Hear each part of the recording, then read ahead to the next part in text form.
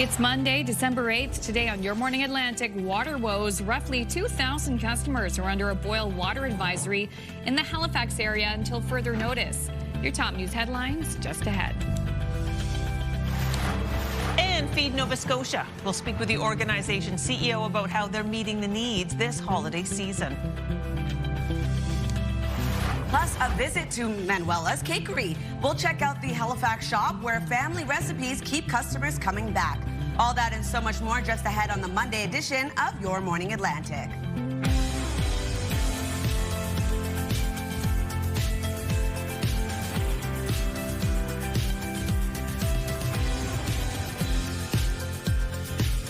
Come on in.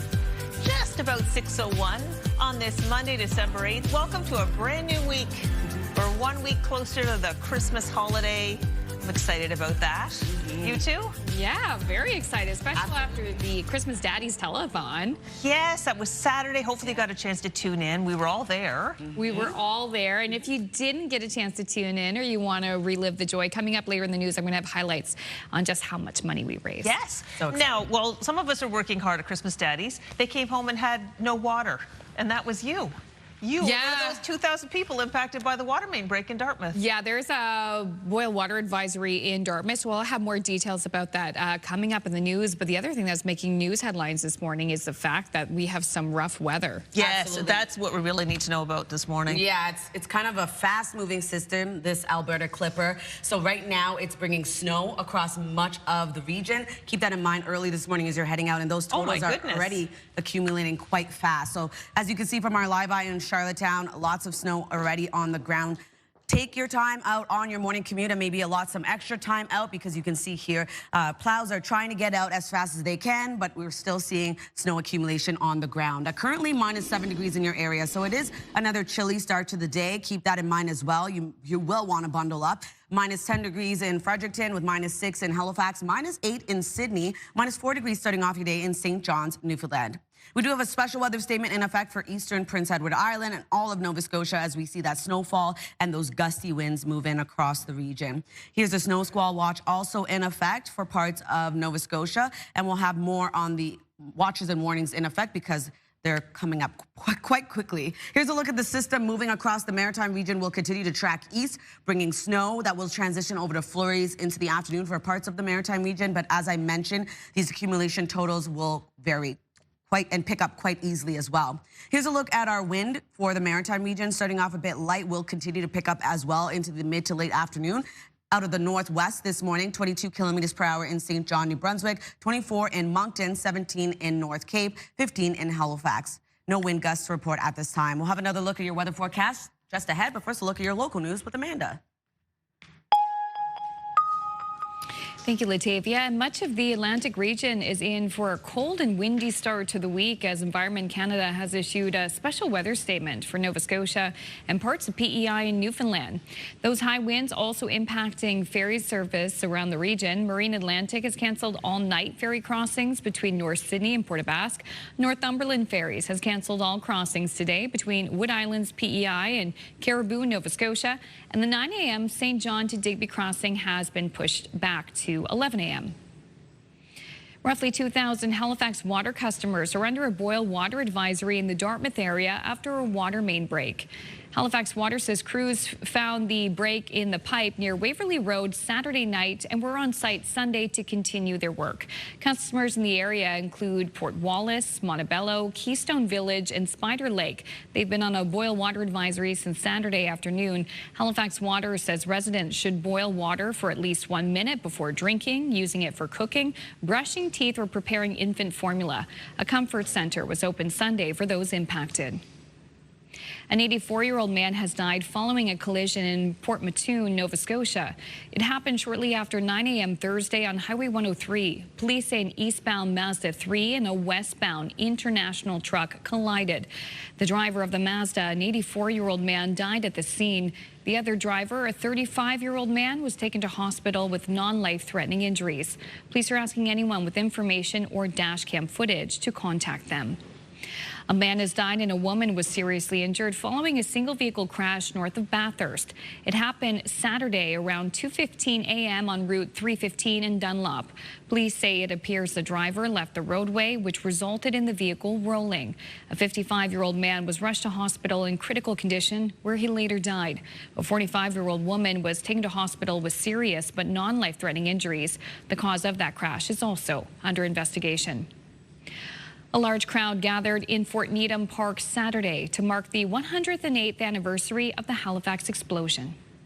On December 6, 1917, Halifax faced one of the darkest moments in its history. In a single, devastating instant, the Halifax explosion shattered homes, families, and entire neighborhoods. The disaster occurred on December 6, 1917, when two ships collided in the Narrows of Halifax Harbor, making it the deadliest man-made explosion at the time. About 2,000 people died and another 9,000 were injured when a blast ripped through the harbor. The explosion was so powerful, more than 1,600 houses were destroyed, leaving 6,000 people homeless in an instant. An unusual sight was spotted yesterday in the harbor near Marystown, Newfoundland. The town posted on social media that a shed was seen floating in the water heading towards Canning Bridge. The post suggested strong winds over the weekend might have caused the issue.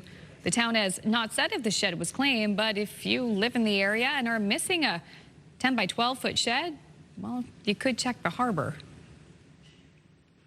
There is 1 week remaining in the St. John Police Force's annual Holiday in a Box campaign. The campaign supports 5 priority neighborhoods within the city with shoeboxes filled with everyday essential items. People can donate individual items or an entire filled shoebox that is then wrapped and handed out to vulnerable adults closer to Christmas. St. John Police Chief Robert Bruce points out the importance of ensuring adults also have a good Christmas.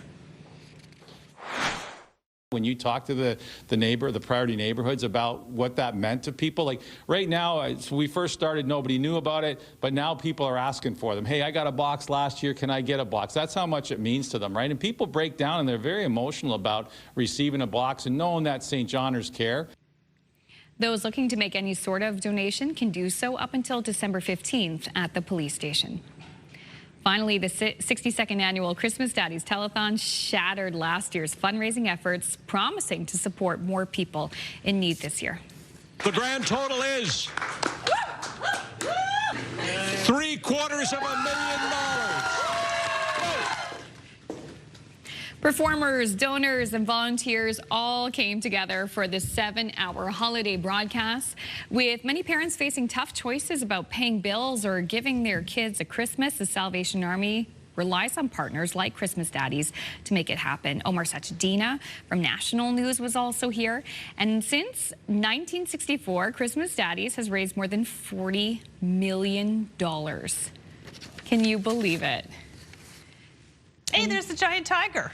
The giant tiger. The giant tiger.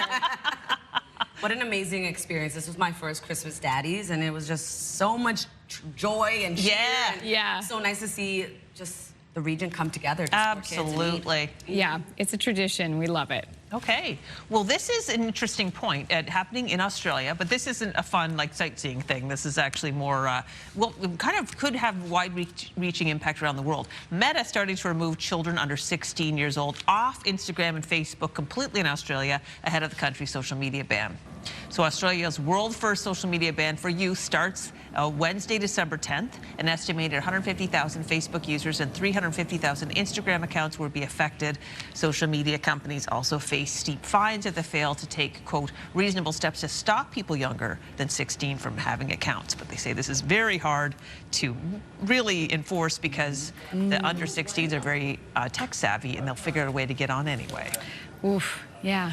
Still, it'll be interesting to see how this all pans out as well. Yeah, it really is. All right, coming up, I'll have your first look at your national and international news headlines on this Monday morning. And Latavia will have more details on the messy Monday forecast. Lots of warnings in place. Fresh dumping of snow there at the Halifax roundabout. The forecast coming up next.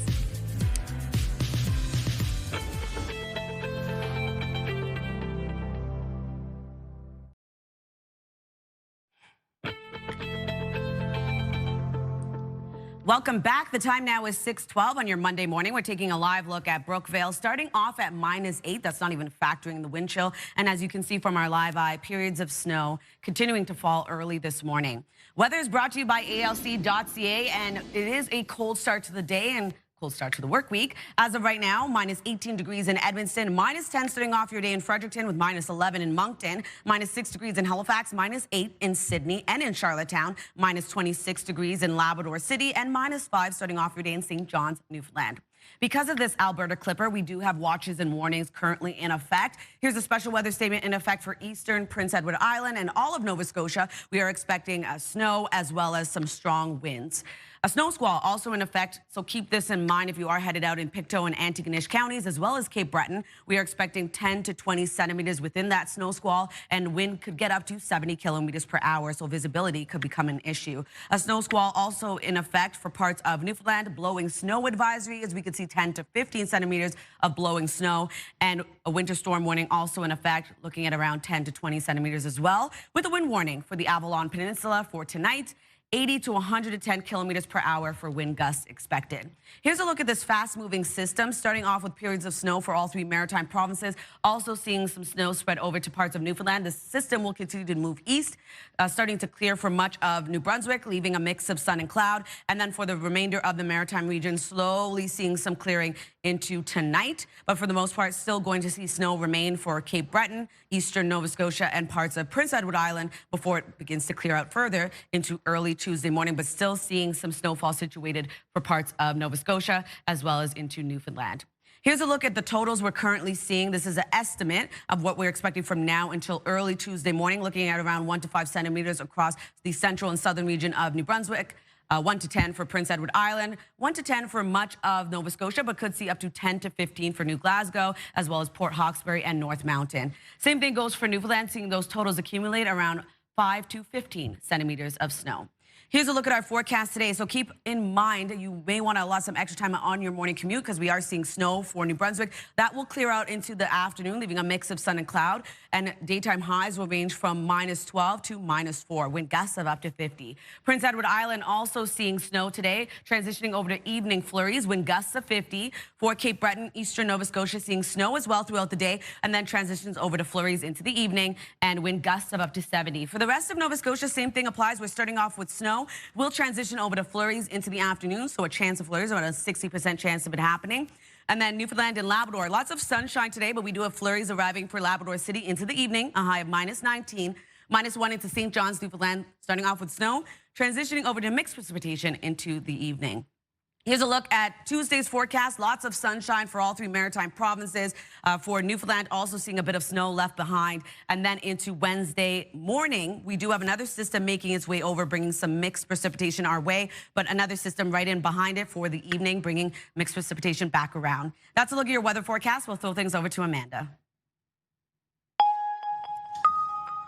Thank you, Latavia. Time is 6:15. Now, if you have a holiday travel booked with Air Transat, your trip may be canceled. The airline says it will begin the cancellation of flights today after its pilots issued a 72-hour strike notice. CTV's Raheem Ladani has more. Those planning to fly on Air Transat may have to look for a different flight as the company's pilots edge closer towards walking off the job. We're ready, we're engaged, we're at the table, and we want a deal to make sure that our passengers can get to their destination. The Airline Pilots Association says 99% of the airline's 750 pilots have voted in favor of a strike if necessary, saying management has left them no choice and that they've been without a new agreement since 2015. We're trying to bring compensation up to date along with our pension, the benefits, and also one of the most important items, job security. Transat AT Inc., which owns the leisure airline, calls the union's move reckless. Now a 72-hour notice is in effect, meaning the clock is ticking to get a deal done before the pilots can strike as early as December 10th. However, the airline says it has no choice but to start canceling flights beginning Monday, with a complete suspension of flights on Tuesday. It's bringing, uncertainty as to how people are going to get down south and they're going to be able to reach loved ones. The two sides have been negotiating for nearly a year without success. The airline saying it has offered a 59% salary increase over 5 years and major improvements to pilots' working conditions. It's in line with the gap that we felt that we needed to bridge to be in line with the Canadian market. But without a bridge at the bargaining table, passengers are caught in the middle. Right now, there's about 24 aircraft that are in the air, and they're servicing like 60 destinations. So there are people that have booked flights. It is a responsibility for Air Transat to look after these passengers. You're not going to be out of money if your flight gets canceled. You will get refunded. It may take some time. As you can understand, there's going to be a backlog of refunds if that is the case. But you will be out of a flight, and it may be difficult to find a flight at this time of year, unfortunately. A potential travel nightmare if both parties can't come to an agreement quickly. Customers hoping to fly on Air Transat this week are being given more flexibility to change or postpone their travel plans at no extra cost. But with the airline and the union representing pilots still without a deal, travelers may have to pay a lot more money for a last-minute ticket on a different airline. CTV's Rahim Ladani reporting in Toronto. Ukrainian President Volodymyr Zelensky is expected to meet with European leaders today to continue to work on a plan toward peace. Over the weekend, Russia unleashed another deadly attack across Ukraine with more than 240 drones and 5 missiles striking main energy and transport infrastructure. This comes as Volodymyr Zelensky says peace talks with U.S. officials Saturday were constructive but not easy. Israeli Prime Minister Benjamin Netanyahu says he will meet with U.S. President Donald Trump later this month to discuss the second phase of Trump's peace plan for Gaza. We're about to finish the first stage. We're there, almost. But we have to make sure that we achieve the same results in the second stage, and that's something I look forward to discussing with President Trump. Netanyahu also stated the second phase will begin once Hamas returns the remains of the last hostage being held in Gaza. Since the first phase of the UN-endorsed ceasefire was declared October 10th, violence has decreased but not stopped in Gaza.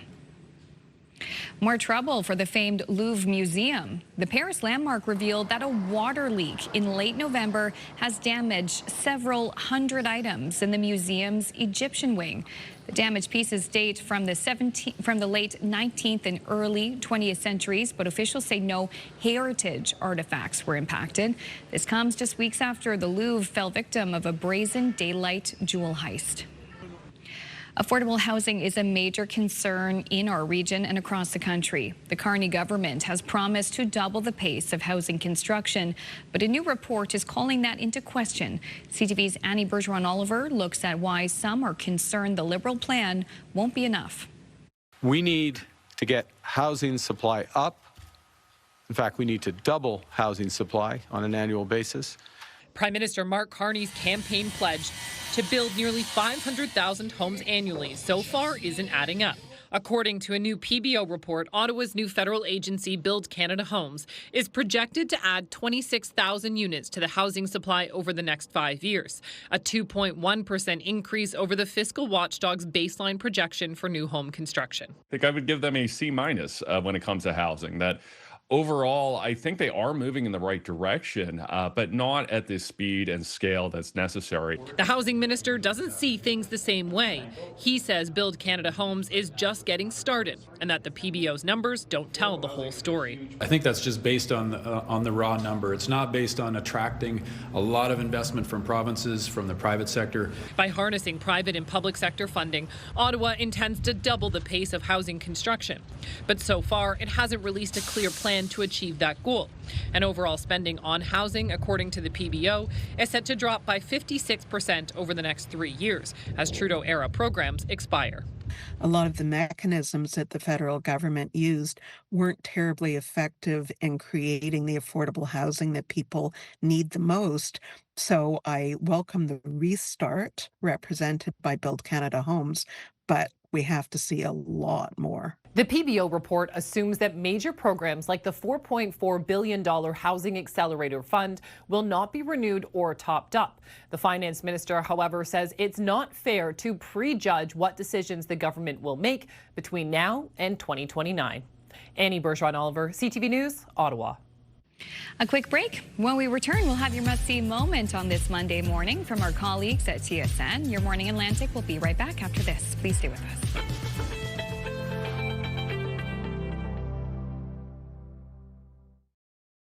Move Mornings with Aaron and Peter. Weekday mornings on Move 100. The most fun in the morning. And home of the $1,000 minute. Only on Move 100 Halifax.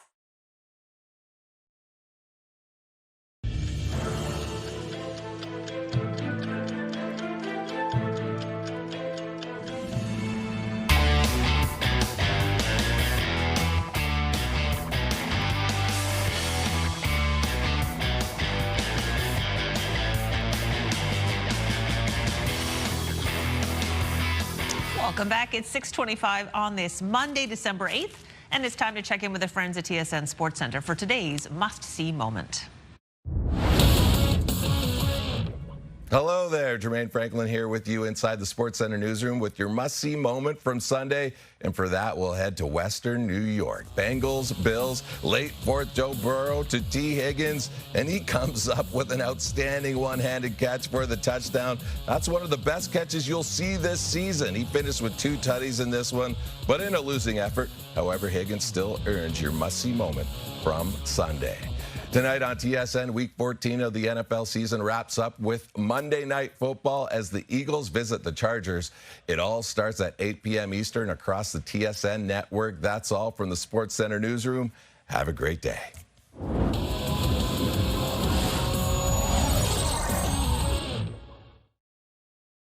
This TSN must-see moment brought to you by J.R. Rahe's Furniture and Appliances. Taking a look at our 3-day forecast, starting off quite cold in New Brunswick. We'll get a high of -10. We are looking at snow across the province today, clearing into the afternoon, leaving a mix of sun and cloud. On Tuesday, sunshine throughout your day, transitioning over to evening snow. And then on Wednesday, a high of -3. Snow starts off the day, evening snow and or rain expected. For Nova Scotia, we are going to see snow as well, turning over to a chance of flurries rather into the afternoon for parts of the province, a high of -3. -4 degrees on Tuesday, sunny skies with scattered flurries. And then on Wednesday, 3 degrees with mixed precipitation across the province. Prince Edward Island, a high of -6 today. Snow transition over flurries. On Tuesday, flurries clearing out, leaving sunshine. And then on Wednesday, a high of 1. Snow transitioning over to a wintry mix.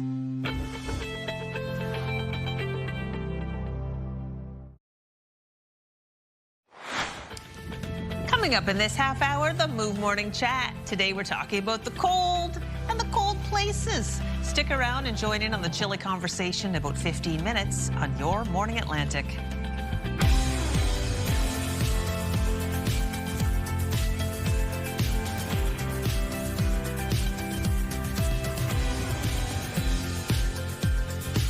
Good morning to you. Hope you had a lovely weekend, and we're so happy that you're starting off your work and your school week with us.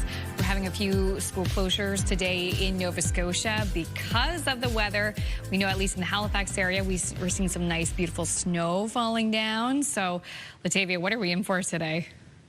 Well, continue to be quite a messy day ahead. Snow for much of the Maritime region will continue to move east, bringing snow to Newfoundland as well. So here's a live look. As you can see early this morning, it is a snowy start to the day, and you can see snow currently on roads as well. So in Lunenburg, this is continuing throughout the day, as well as much of the Maritimes. We will be seeing a bit of clearing for parts of the region, but I'll break that down a little bit later on. But it is cold this morning, so keep that in mind as well as you head out early, because we are going to see cold temperatures remain throughout the day today. -10 degrees starting off your day in Fredericton, -8 in Charlottetown and in Sydney, -6 in Halifax, 2 degrees in Yarmouth, -20 over in Happy Valley Goose Bay with -6 degrees in Corner Brook, -5 into St. John's, Newfoundland. A special weather statement currently in effect across Nova Scotia and parts of Prince Edward Island, as we are expecting this fast-moving system to bring snow and pretty gusty winds for the region.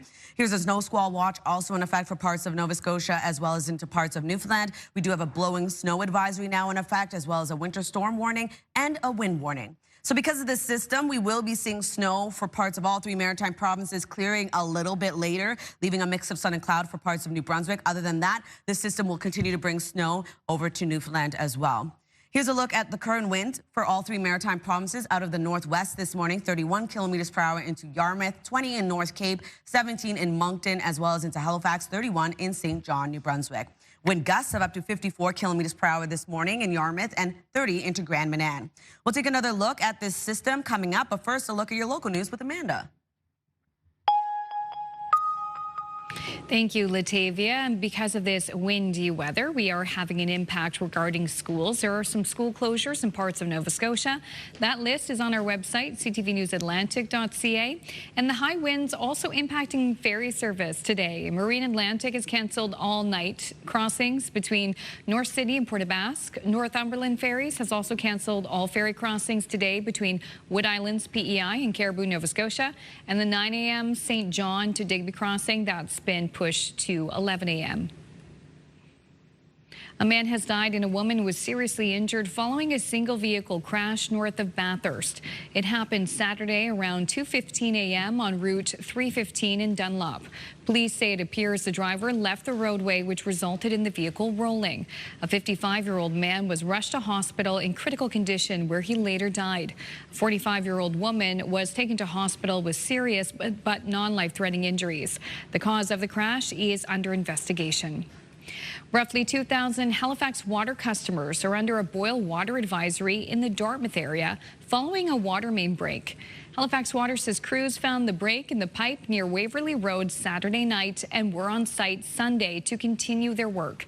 Customers in the area, including Port Wallace, Montebello, Keystone Village, and Spider Lake, have been on a boil water advisory since Saturday afternoon. Halifax Water says residents should boil water for at least 1 minute before drinking, using it for cooking, brushing teeth, or preparing infant formula. A comfort center was opened Sunday for those impacted, and the road has since reopened.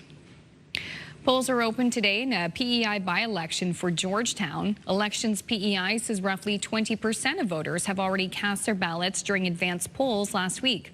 Polls will be open from 9 a.m. to 7 p.m. This weekend marked a solemn day of remembrance and tribute, commemorating the explosion that devastated Halifax 108 years ago.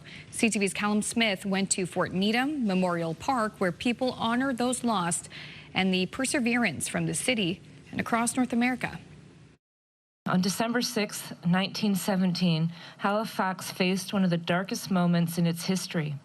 In a single, devastating instant, the Halifax explosion shattered homes, families, and entire neighborhoods. 108 years later, people have friends, family, and neighbors in mind. About 2,000 died and 9,000 injured. I'm here to remember my great-grandfather. He survived the explosion as a 2-year-old, but he was completely blinded by the glass from his window, so just to keep his memory alive. A time to reflect on the devastation. A shock was felt across Cape Breton and Prince Edward Island. Halifax endured not only the explosion, but a tsunami, widespread fires, and a blizzard the next day. Tragedy struck after the French munitions ship Mont Blanc collided with Norwegian relief ship Emo. The chaotic scene soon attracting people to this very hill to watch the fire, to the length of Barrington Street to watch this drifting, burning ship that nobody knew was packed stem to stern with explosive. First responders, volunteers, and everyday people stepped up with doctors, nurses, and medical supplies arriving on trains. Every year, as we think about sort of thanking people in places like Boston and New York,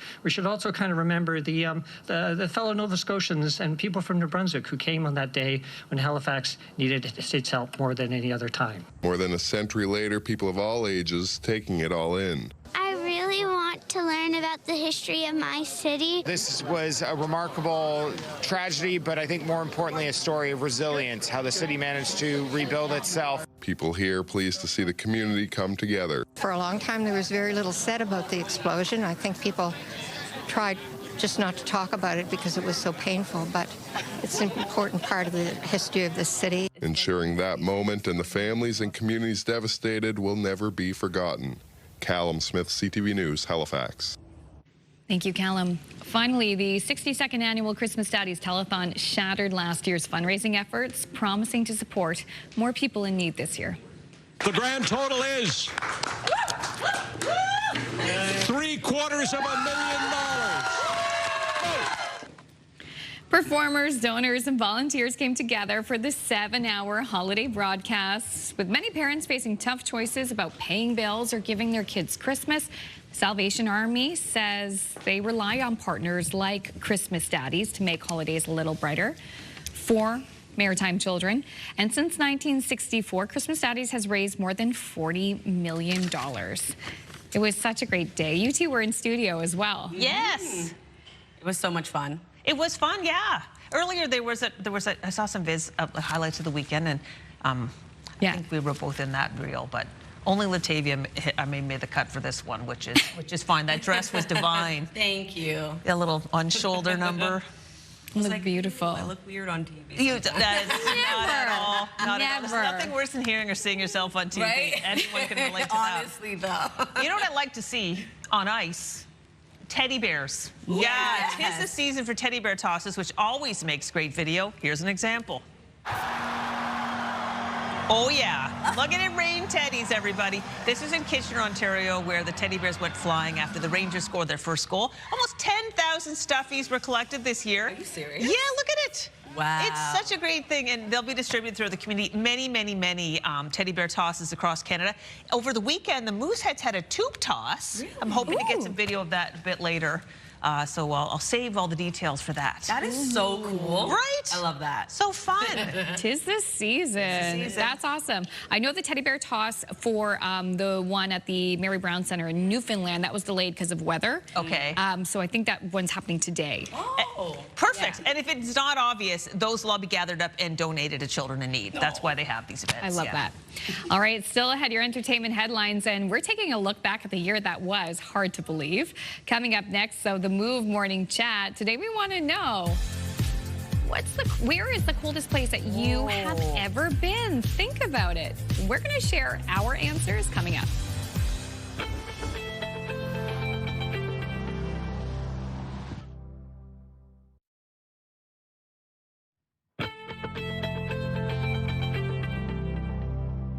Welcome back. The time now is 6:42. We're taking a live look at Corner Brook, a dark start to your day and cold, -6 degrees early this morning, expecting a few flurries throughout your day. We are seeing a cold start to the day really right across the board this morning, something to keep in mind when you are getting dressed to head out.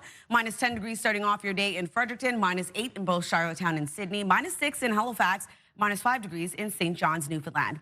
We are seeing watches and warnings in effect across the region. Here's a look at the special weather statements in effect across Nova Scotia and eastern Prince Edward Island, seeing snowfall and wind gusts picking up due to this fast-moving system. We do have a snow squall watch also in effect for this afternoon until Tuesday for Pictou and Antigonish counties, as well as Cape Breton Island, seeing snowfall between 10 to 20 centimeters and wind gusts of up to 70 kilometers per hour. A snow squall watch also in effect for parts of Newfoundland with a blowing snow advisory. Could see up to 10 to 15 centimeters of blowing snow. Wind gusts of up to 90, and then a winter storm warning also in effect, and then a wind warning as well. Wind gusts 80 to 110 kilometers per hour for the Avalon Peninsula. Here's a look at this Alberta Clipper. It's moving in and is quite fast-moving system. So what we're going to see today is snow across all 3 maritime provinces. Snow will also make its way over to Newfoundland, starting off with a bit of flurry activity early this morning. And then into the afternoon, we start to see some clearing, leaving a mix of sun and cloud for much of New Brunswick. And then into the evening hours, we continue to see that clearing for parts of all 3 maritime provinces, still holding on to the heaviest of snow for Newfoundland. And if you're wondering about snowfall totals, we're going to see around 1 to 5 centimeters of snow accumulation for parts of New Brunswick, 1 to 10 across Prince Edward Island. And for most of Nova Scotia, looking at around 1 to 10 centimeters, could see 10 to 15 for New Glasgow, Port Hawkesbury, and North Mountain. In terms of Newfoundland, looking at around 5 to 15 centimeters of snow as well. Here's a look at our forecast today for New Brunswick. We will be seeing snow that will clear, leaving a mix of sun and cloud into the afternoon. Wind out of the northwest, 30 gusting to 50. And then for Prince Edward Island, snow also throughout your day. Evening flurries expected, wind gusts of up to 50. For Cape Breton, eastern Nova Scotia, same thing. We're going to hold on to that snow for quite some time today and then transition over to evening flurries. Wind out of the northwest, 40 gusting to 70. And then the rest of Nova Scotia, seeing snow as well. We'll transition over to a chance of scattered flurries into the afternoon. Labrador looking at lots of sunshine today, a high of -19 degrees in Labrador City, a mix of sun and cloud, flurries arriving into the evening, and a high of -1 into St. John's, Newfoundland. Snow transitions over to mixed precipitation into the evening as well. Here's a look at our forecast for Tuesday. It's going to remain quite cool, but we are going to see sunshine for all 3 maritime provinces, still seeing some flurries for parts of Newfoundland. And then into our forecast for Wednesday, early in the morning, we are going to see snow and or showers. And then we have another system moving in into the evening, bringing snow and showers back our way as well. All right, well, speaking of chilly weather, let's throw things over to the Move Morning Chat.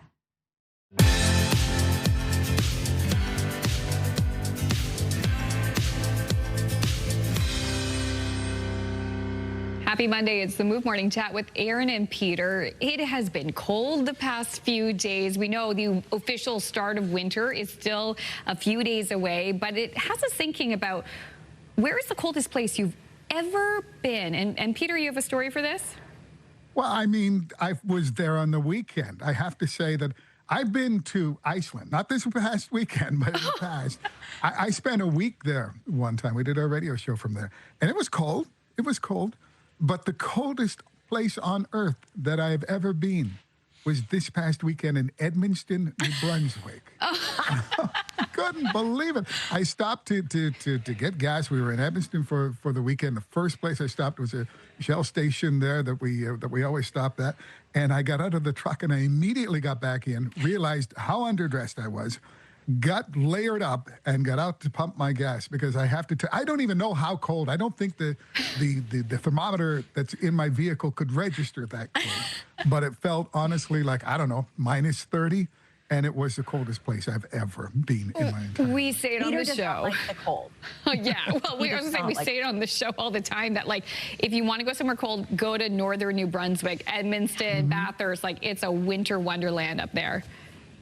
It's so true. If you want to go somewhere cold, go to my hometown out in Western Canada. I grew up in Calgary, and thinking back to my childhood, I'm like, oh, the rest of the world doesn't need to plug their cars in every single night in order to drive it the next day. I think back about growing up in Calgary, and I just remember winters feeling like minus 45, and we didn't think anything of it. And now, if I had to live through that, I actually do not think I would survive. So I'm happy to be here on the East Coast where it can get cold, but I got to say, Alberta, Calgary, that is like the coldest place ever for me. Okay, I'm going to take us out west, too. I lived in Winnipeg for many, many years before moving out here, and I have to say that is the coldest place. There are times on record, Winnipeg was colder than Mars. Oh, my gosh. Wow. There were days. So very cold there, too.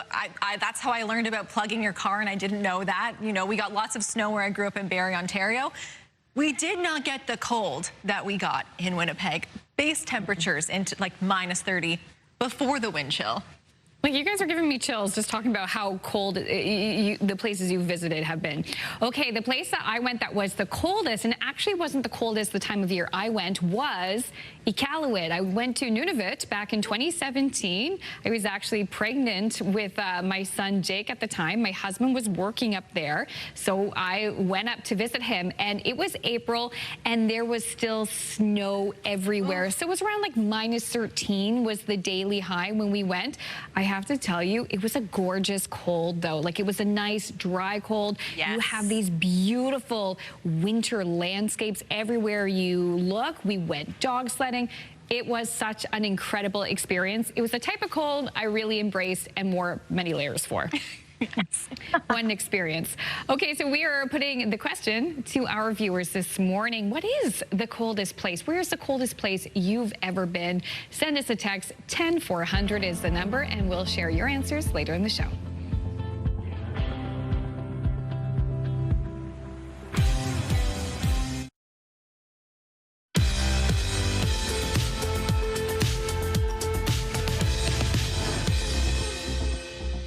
All right, time now to head over to Hollywood. We'll take a look at your entertainment headlines.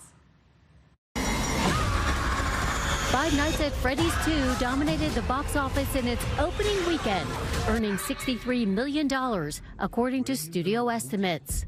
The supernatural horror film's debut marks the biggest opening for the weekend after Thanksgiving and the largest for a PG-13 movie this year.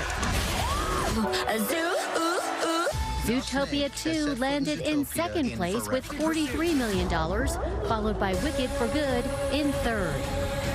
Sylvester Stallone, Kiss, and Gloria Gaynor were among the luminaries celebrated at the annual Kennedy Center Honors.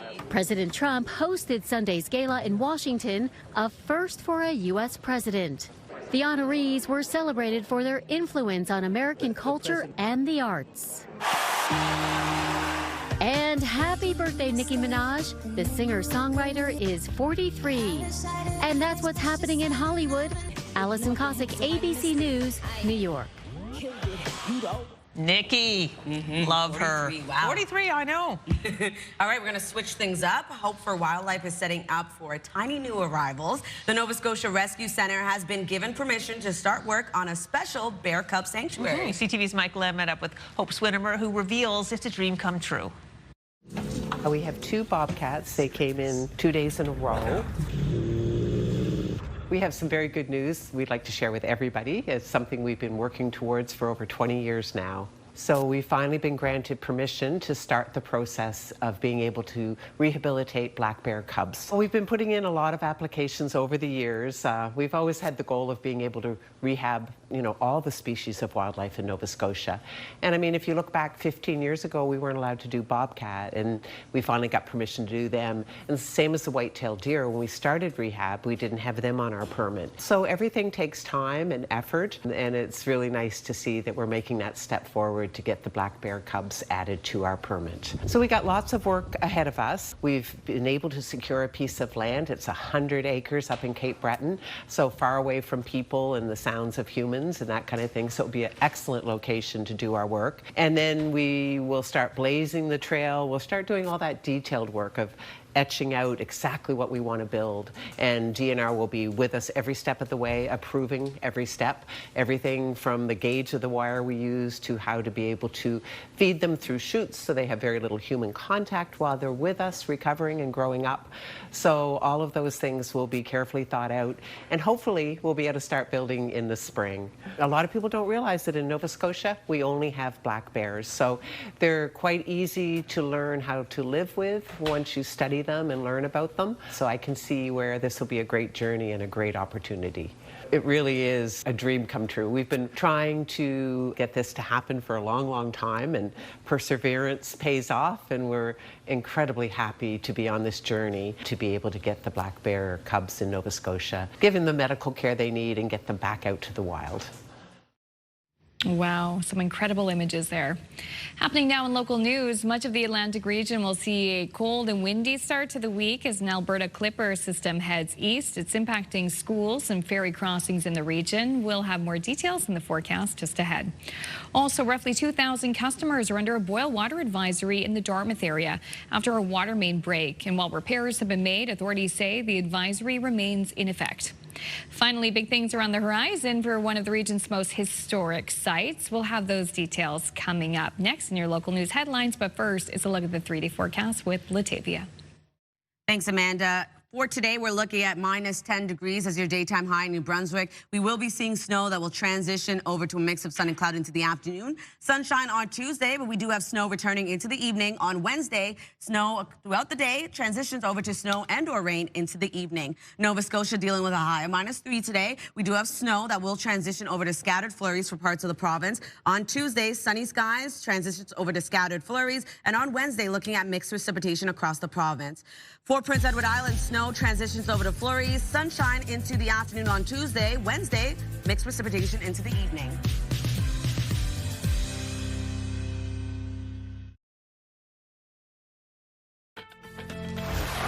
It's Monday, December 8th. Today on Your Morning Atlantic, water woes. Roughly 2,000 customers are under a boil water advisory in Dartmouth until further notice. Your top news headlines just ahead. And feed the need. Food insecurity has reached historic levels in our region. Feed Nova Scotia joins us with more on why support is needed now more than ever. That's later this half hour on Your Morning Atlantic.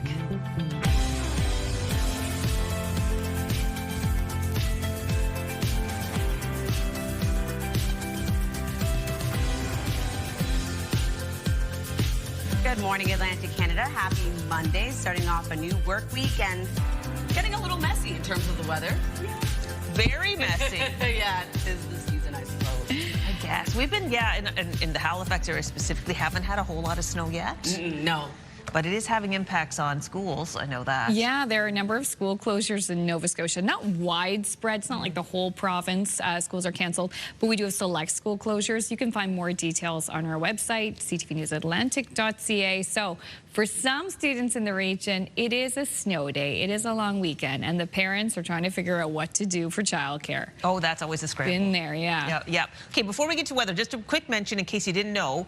Tell all your friends, we're on Crave now. You can watch us live on Crave. That's another option for like this show, which we're super excited about. So yeah, just pass the word. Okay. I was able to watch Christmas Daddies for the first time after I did my shift on Crave. Amazing. I don't have cable. Well, a lot of people don't, and a lot of people do have that streaming platform. So that's cool. You can get the latest weather information from Latavia if you watch it on Crave or on the standard TV. So what is going on? Well, this system actually took a long travel over to us. This Alberta clipper is bringing snow today, so keep that in mind when you are heading out early this morning. Some extra time out on your commute. It is quite messy starting off the day. You can see a snowplow is out there, though. As of right now, minus 10 degrees in Fredericton. That's not even factoring in that wind chill, so just dress warm as well. We are going to see this system move across all 3 maritime provinces today, moving east as well.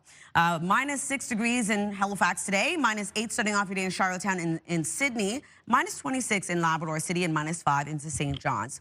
Special weather statement in effect for parts of Prince Edward Island and across Nova Scotia today as this fast-moving system brings snow and gusty winds our way. A snow squall watch also in effect for Cape Breton Island, eastern parts of Nova Scotia, as we are going to see around 10 to 20 centimeters of snowfall within that snow squall and wind gusts of up to 70. Also seeing a snow squall in effect for parts of Newfoundland, blowing snow advisory as well with a winter storm warning and a wind warning. Over to our satellite and radar, you can see the system currently bringing snow across all 3 maritime provinces. Will clear in a little bit into the afternoon for parts of New Brunswick, but making its way over to Newfoundland, bringing snow their way as well. In terms of the wind starting off a bit lighter, will continue to pick up throughout the day. As of right now, out of the northwest, 33 kilometers per hour in Yarmouth, 31 into St. John, New Brunswick, 20 into North Cape, 17 in Moncton.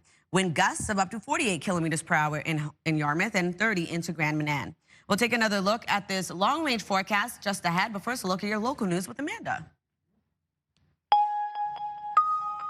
Thanks, Latavia, and that's where we begin. Much of the Atlantic region is in for a cold and windy start to the week as Environment Canada has issued several special weather statements for the region. There are also some school closures in parts of Nova Scotia, and those high winds impacting ferry service today. Marine Atlantic has canceled all-night ferry crossings between North Sydney and Port aux Basques. Northumberland Ferries has canceled all crossings today between Wood Islands, PEI, and Caribou, Nova Scotia. And the 9 a.m. St. John to Digby crossing has been delayed until 11 a.m. An 84-year-old man has died following a collision in Port Mattoon, Nova Scotia. It happened shortly after 9 a.m. Thursday on Highway 103. Police say an eastbound Mazda 3 and a westbound international truck collided. The driver of the Mazda, an 84-year-old man, died at the scene. The other driver, a 35-year-old man, was taken to hospital with non-life-threatening injuries. Police are asking anyone with information or dashcam footage of the collision to contact RCMP. Roughly 2,000 Halifax water customers are under a boil water advisory in the Dartmouth area after a water main break. Halifax Water says crews found the break in the pipe near Waverley Road Saturday night and were on site Sunday to continue their work. Customers in the area, including Port Wallace, Montebello, Keystone Village, and Spider Lake, have been on a boil water advisory since Saturday afternoon. Halifax Water says residents should boil water for at least 1 minute before drinking, using it for cooking, brushing teeth, or preparing infant formula. A comfort center was open Sunday for those impacted, and Waverley Road has since reopened to traffic. Polls are open today in a PEI by-election for Georgetown. Elections PEI says roughly 20% of voters have already cast their ballots during advanced polls last week. Polls will be open from 9 a.m. to 7 p.m. An unusual sight was spotted yesterday in the harbor near Marystown, Newfoundland. The town posted on social media that a shed was seen floating in the water heading towards Canning Bridge. The post suggested strong winds over the weekend might have caused the issue. The town has not said if the shed was claimed, but if you live in the area and are missing a 10 by 12 foot shed, you could check the harbor. Finally, in New Brunswick, big things are on the horizon for one of the region's most historic sites. The St. John City Market turns 150 next year, and with it comes big celebration plans and construction projects. CTV's Avery McRae has more. For 34 years, Linda Cook has been a central figure at the heart of the St. John City Market and recalls 2025 as one of the better recent years. Rather full, rather busy, a lot of visitors. I found that the visitors arrived earlier than usual. Not only was it busy from a traffic standpoint, but also with construction. New vendors have and will soon move in, while others have shifted spots amid a 10-year strategic plan to reimagine the space. You see the wild carrot now, it's moved back to the posts. So we're doing that over there as we are in the Jeremiah's space and the Kim's Korean space to make room for the new seating area within the market. Enhanced seating plans highlight the big changes coming in 2026, which will also mean the removal of the long-standing center aisle. But that doesn't mean those middle vendors will be forgotten. The market is the vendors, so we need to make sure that they know what's going on and that they're part of the conversation.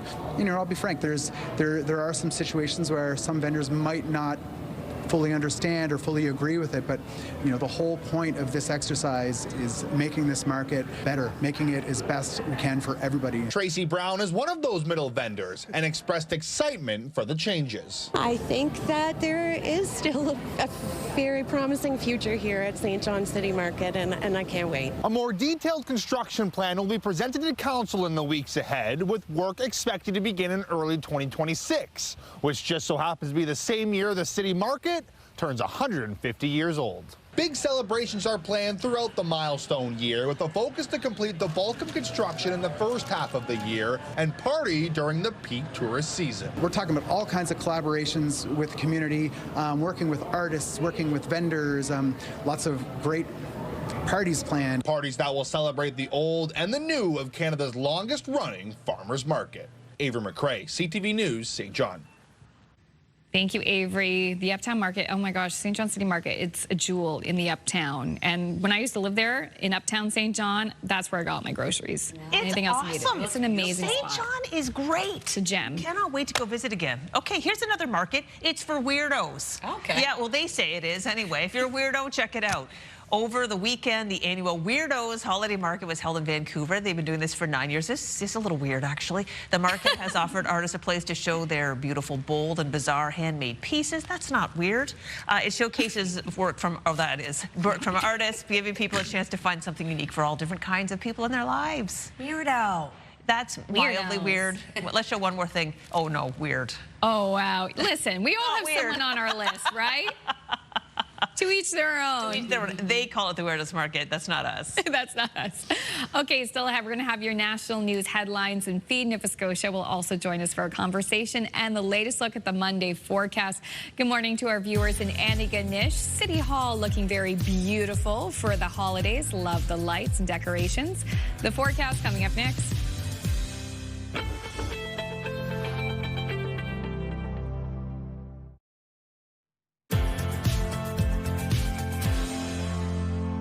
Welcome back. The time now is 7:12. Here's a live look at a snowy Yarmouth. 0 starting off your day. Looks like you can't go skating today and really for the rest of the season. Weather brought to you by ALC.ca. We are seeing a cold start to the day for much of Atlantic Canada.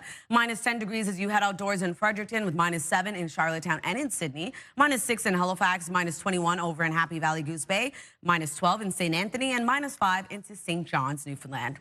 Special weather statement in effect for eastern Prince Edward Island and all of Nova Scotia. Well, now it's kind of ended for parts of Nova Scotia, but we are still expecting snowfall at around 5 to 15 centimeters, wind picking up with gusts 70 kilometers per hour. A snow squall watch also in effect for this afternoon until Tuesday. We are seeing for Pictou and Antigonish counties, as well as Cape Breton Island, looking at around 10 to 20 centimeters of snow within that snow squall, and wind gusts of 70 kilometers per hour. A snow squall watch also in effect for parts of Newfoundland, with a blowing snow advisory, a winter storm warning, getting snow around 10 to 20 centimeters, and wind gusts of up to 110 kilometers per hour. And we also have that wind warning for the Avalon Peninsula for tonight.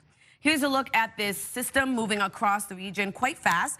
It is bringing snow across all 3 maritime provinces, starting off with a bit of flurry activity for parts of Newfoundland. And this system will continue to clear out of parts of New Brunswick, leaving a mix of sun and cloud. Still seeing flurries for most of the maritime region. And then the system continues to move east, bringing snow across much of Newfoundland.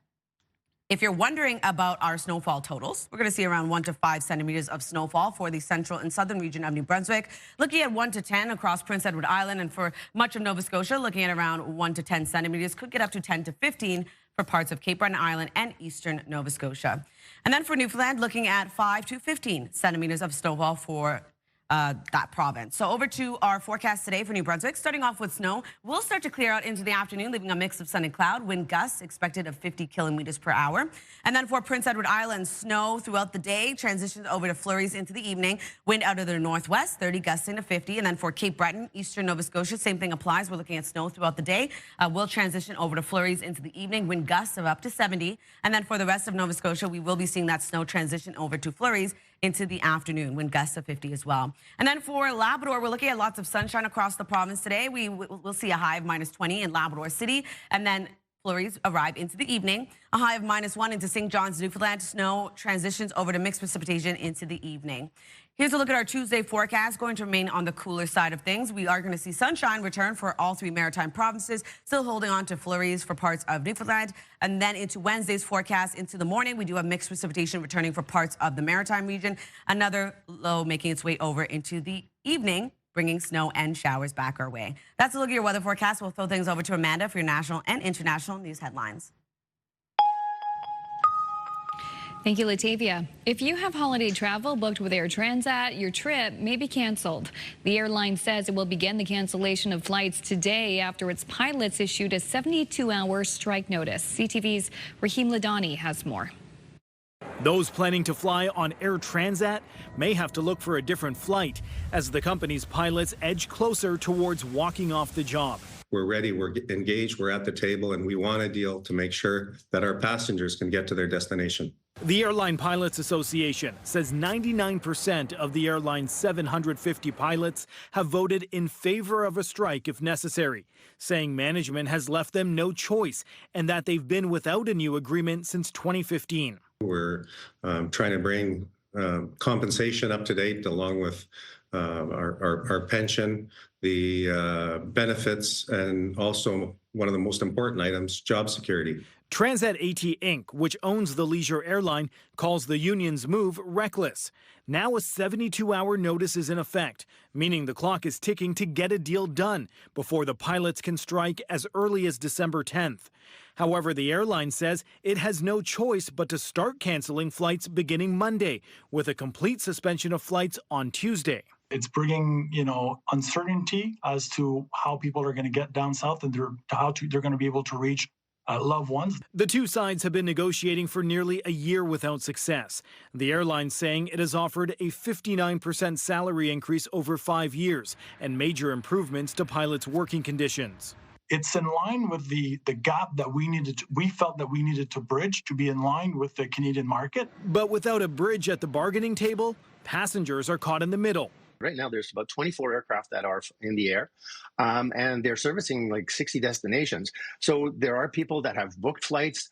It is a responsibility for Air Transat to look after these passengers. You're not going to be out of money if your flight gets canceled. You will get refunded. It may take some time. As you can understand, there's going to be a backlog of refunds if that is the case. But you will be out of a flight, and it may be difficult to find a flight at this time of year, unfortunately. A potential travel nightmare if both parties can't come to an agreement quickly. Customers hoping to fly on Air Transat this week are being given more flexibility to change or postpone their travel plans at no extra cost. But with the airline and the union representing pilots still without a deal, travelers may have to pay a lot more money for a last-minute ticket on a different airline.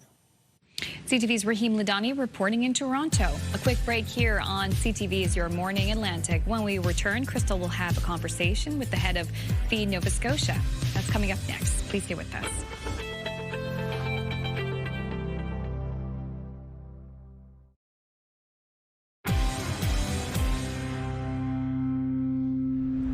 Welcome back at 7:21. Now, there is a rising need for food support in our region. In fact, across Nova Scotia, 1 in 4 people is food insecure. That's the highest rate in the country. Feed Nova Scotia says food insecurity is a symptom of poverty, not a shortage of food. And for more on what they're seeing and how they're responding, we welcome Ash Avery, the Executive Director of Feed Nova Scotia. Thanks for coming in, Ash. Thanks for having me, Crystal. So you've been in the job for a little more than a year now. Yes. How have things changed since you started? So we know that food insecurity has increased 10% in the last year. And so we're seeing just increased demand at food banks and meal programs across the province, and demand is outpacing resources at this time. That is shocking news. In 1 year, we've seen a 10% increase. That's serious business.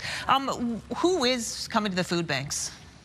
So we know that particular populations are impacted. So we're seeing single parents. We're seeing over 25% of folks accessing food banks are employed, which is a 14% increase since last year. So that's quite alarming. We know that Black and Indigenous folks are impacted more in relation to the population, and children. So 1 in 3 visitors of a food bank is a child, and 22% are under 12. All right, so you're saying that the resources outpace the demand. I know that there was recently a big influx of money coming your way because of the Nova Scotia Liquor Commission selling off some American liquor. That money, how will that help you do the work that you do? I mean, we will take any resource that we can access at this time. Feed Nova Scotia is distributing over $25 million worth of food to over 130 food banks across the province each year. So, you know, as I said, the resources that we have, you know, just aren't enough to be able to meet the demand. So anything that we can access, whether it be government funding, donors, foundations, corporations, it all, you know, goes where it's needed most. How can people watching right now help you do the work that you do? There's a number of ways folks can get involved. So donations, of course, always welcome, of food or funds. People can help us advocate for systemic change. They can volunteer or host a fundraiser in their community. This is a great time of year. Folks are getting together. So if they want to host a food drive or raise funds for the organization, they can get in touch with us at Feed Nova Scotia, and we can help register their event and yeah, just make it a meaningful way to gather around the holidays. That is a great idea for people who are able to do so. I can't think of a better way to think of others during the holiday season. Let's talk a little bit. You mentioned in your last answer that you're looking for like a broader systemic change. And so Feed Nova Scotia is saying it's not more food that we need change. Describe what you're looking for. Yeah, I mean, I think it's really important to acknowledge that while people do need food today, people are hungry out there, and we want to continue to get food where it's needed most, but we know that that is not the solution to food insecurity. So we are, you know, continuing to advocate for changes in our province that will ultimately address the root causes of food insecurity, which we know are poverty, certainly the cost of living. So the cost of living is the highest attribution to food insecurity in the province. So whether it is the cost of housing or utilities, folks continue to struggle to be able to meet their basic needs. So those are things that need to change in our province so that people don't need to turn to food banks to meet their basic needs. Yeah, and 1 in 4 Nova Scotians being food insecure, the highest rate in the country. That is startling. It's quite alarming. What are people telling you? Like anecdotally, what are you hearing from people who are coming to the food banks?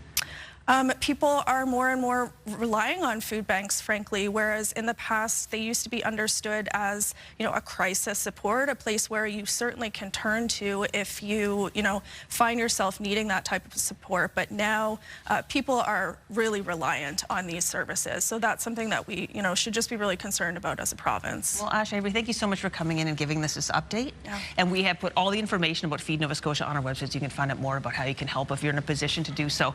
Now at 7:26, we'll turn our attention over to Latavia. Thanks, Crystal. Taking another look at our 3-day forecast for New Brunswick, a high of -10 degrees today. We do have snow that will clear out into the afternoon, leaving a mix of sun and cloud. Sunshine starts off the day on Tuesday. We will be seeing snow arrive yet again into the evening. And on Wednesday, a high of -3. Snow throughout the day into the evening hours, looking at snow and or rain. And then for Nova Scotia, snow today that will transition over to scattered flurries for parts of the province. And then on Tuesday, we're looking at much of the same sunshine starting off the day, scattered flurries into the afternoon. And then on Wednesday, 3 degrees with flurries and/or showers across the province. Prince Edward Island, a high of -6 today, snow into evening flurries. Flurries on Tuesday, we do have a mix of sun and cloud into the afternoon. And then on Wednesday, snow throughout the day, mixed precipitation into the evening.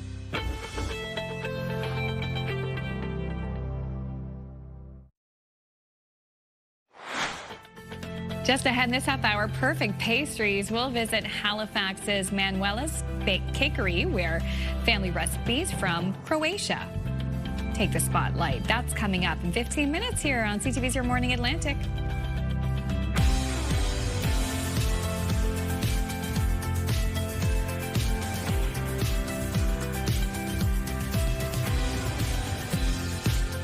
Come on in, 7:31 on this Monday, December 8th. Please join us. Looking forward to a trip to Manuela's Cakery. I shot that segment last week. Yes. And Manuela is just so delightful.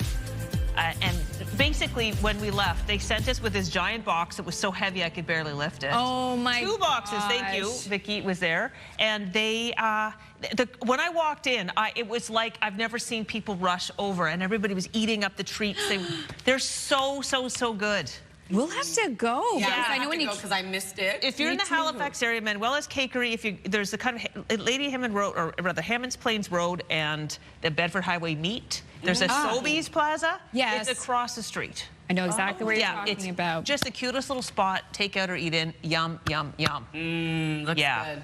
Yeah, no, it was amazing. Oh, yes. We want to remind people about the Move Morning Chat. Now, you were leading this today. Tell us what we're looking for. Yeah, we're asking you, what's the coldest place you've ever been? And it doesn't have to be in Atlantic Canada. It can be outside, anywhere in the world. Send us a text at 10400. Bonus points if you have a photo. And it happens as I look at Latavia's current temperatures. I took a little sneak peek, and I'm seeing like -19 in Edmundston, which Peter said was the coldest place that he's ever been. Yeah, that's got to be one of the coldest places in the region. Yeah, now not counting Labrador. Not counting Labrador, too. Oh, my gosh, look at this. Whoa, what a wintry scene. Yeah, that's beautiful. Cold, though. Keep that in mind. But the snow is falling right across the Maritime region, and we are going to see it continue throughout the day for parts of the Maritimes, but clearing for others. But we are expecting this wintry weather throughout the day for much of the region, so keep that in mind when you are heading out early this morning and bundle up. -11 degrees early this morning in Fredericton, -7 starting off your day in both Charlottetown and in Sydney, 0 in Yarmouth, -6 in Halifax, -15, sorry, in Cartwright, and -5 into St. John's, Newfoundland. Here's a look at the special weather statement in effect for parts of Nova Scotia and Prince Edward Island, as this fast-moving system is going to bring snow and gusty winds our way. A snow squall watch also in effect for this afternoon until Tuesday. Could see around 10 to 20 centimeters of snow accumulation within that snow squall, and wind gusts of up to 70. A snow squall watch also in effect for parts of Newfoundland with a blowing snow advisory, winter storm warning, and a wind warning for the Avalon Peninsula. Here's a look at this Alberta Clipper bringing snow our way. We are going to also see some gusty winds across the region. It will continue to move east, bringing snow over to Newfoundland. In terms of the wind, will continue to pick up into the afternoon. As of right now, though, 37 kilometers per hour in St. John, New Brunswick, 43 in Yarmouth, 28 in North Cape, 19 in Moncton, 20 in Grand Manan. Wind gusts of up to 59 kilometers per hour into Yarmouth, 46 in St. John, and 33 in Grand Etang. We'll have another look at this system coming up, but first a look at your local news with Amanda. Thank you, Latavia, and that's where we begin. Much of the Atlantic region is in for a cold and windy start to the week as Environment Canada has issued a special weather statement for Nova Scotia and parts of PEI and Newfoundland.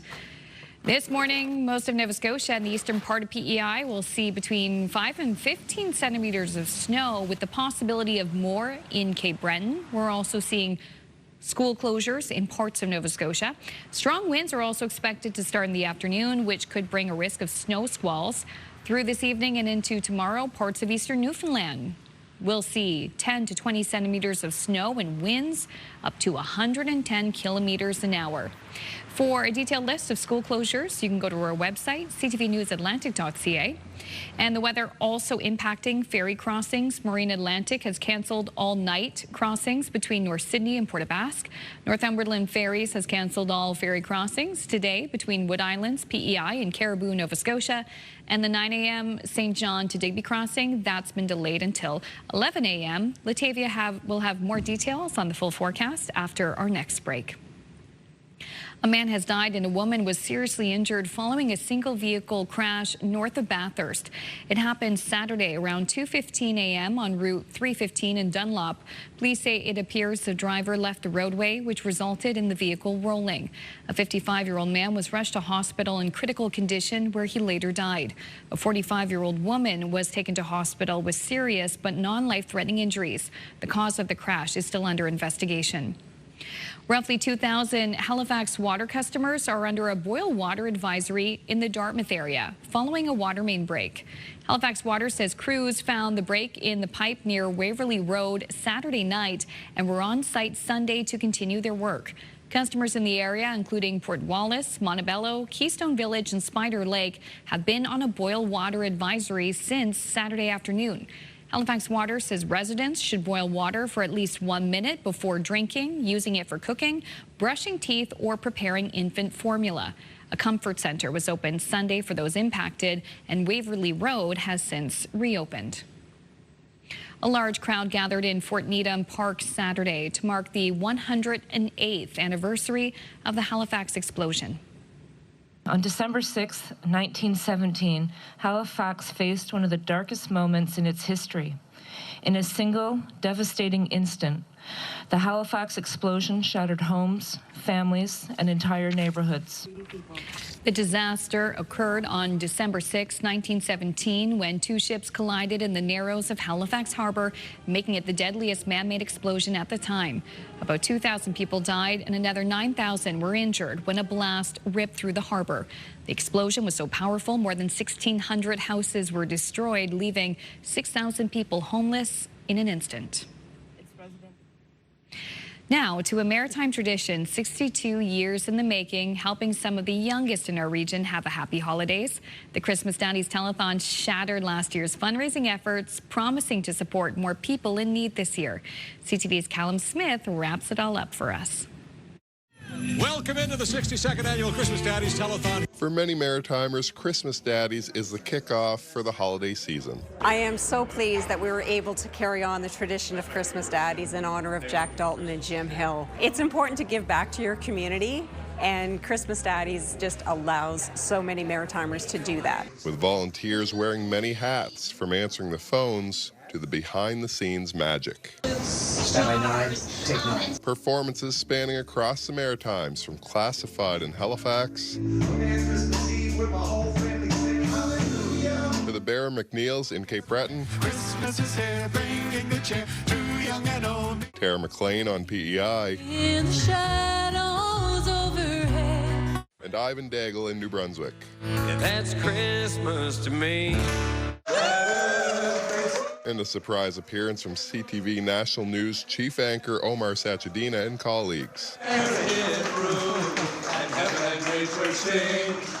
And of course, Santa. The elves are putting the final touches on all the toys. With many parents facing tough choices about paying bills or giving their kids Christmas, the Salvation Army relies on partners like Christmas Daddies. We always think about the children on Christmas morning to get up and to be able to find something under the tree.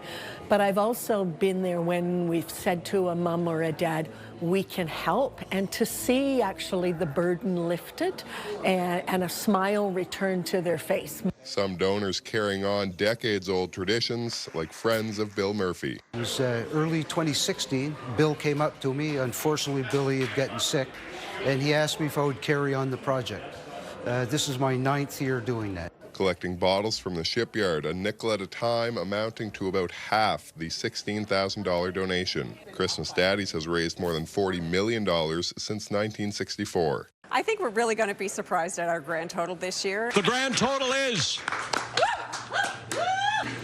$750,000. a number that will continue growing with ongoing donations and 50-50 ticket sales ending at midnight. Callum Smith, CTV News, Halifax.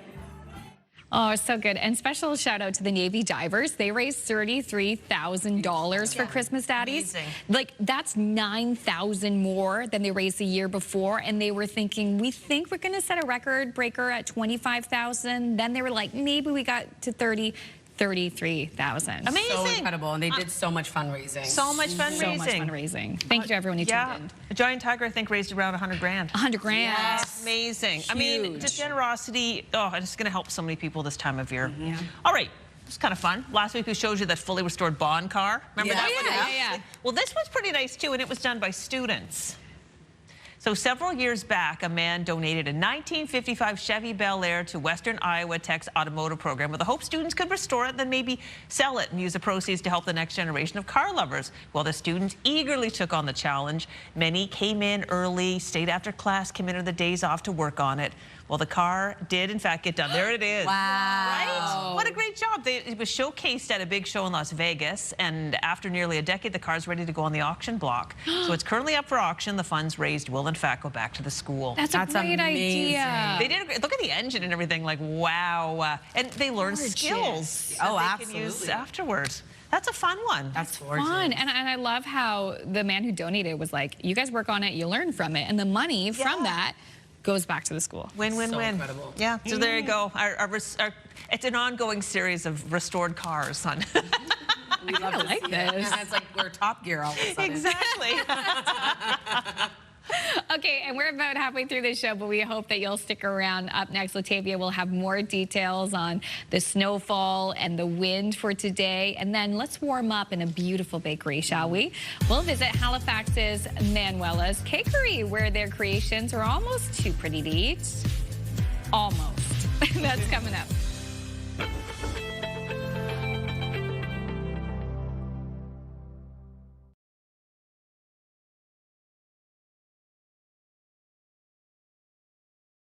Happy Monday, Atlantic Canada. The time now is 7:45. We're taking a live look at Peggy's Cove. -4 degrees starting off your day. We saw snow early in the morning, transitioning over to a chance of scattered flurries. So we are going to see a cold start to the day right across Atlantic Canada. Something to keep in mind when you are getting dressed to head out. As of right now, -11 degrees in Fredericton, -7 in both Charlottetown and Sydney, -6 degrees in Halifax, and -5 starting off your day in St. John's, Newfoundland. We do still have special weather statements in effect for parts of Prince Edward Island and Nova Scotia. This fast-moving system bringing snow and gusty winds our way, as well as a snow squall watch in effect for parts of Pictou and Antigonish counties and Cape Breton Island. This is for this afternoon until Tuesday, expecting snowfall at around 10 to 20 centimeters and wind with gusts of up to 70 kilometers per hour. A snow squall watch also in effect for tonight until Tuesday for parts of Newfoundland. A blowing snow advisory could see 10 to 15 centimeters of that blowing snow, and wind gusts between 60 to 90 kilometers per hour with a winter storm warning also in effect. Could see 10 to 20 centimeters of snow, and a wind warning as well for the Avalon Peninsula. Wind gusts between 80 to 110 kilometers per hour expected.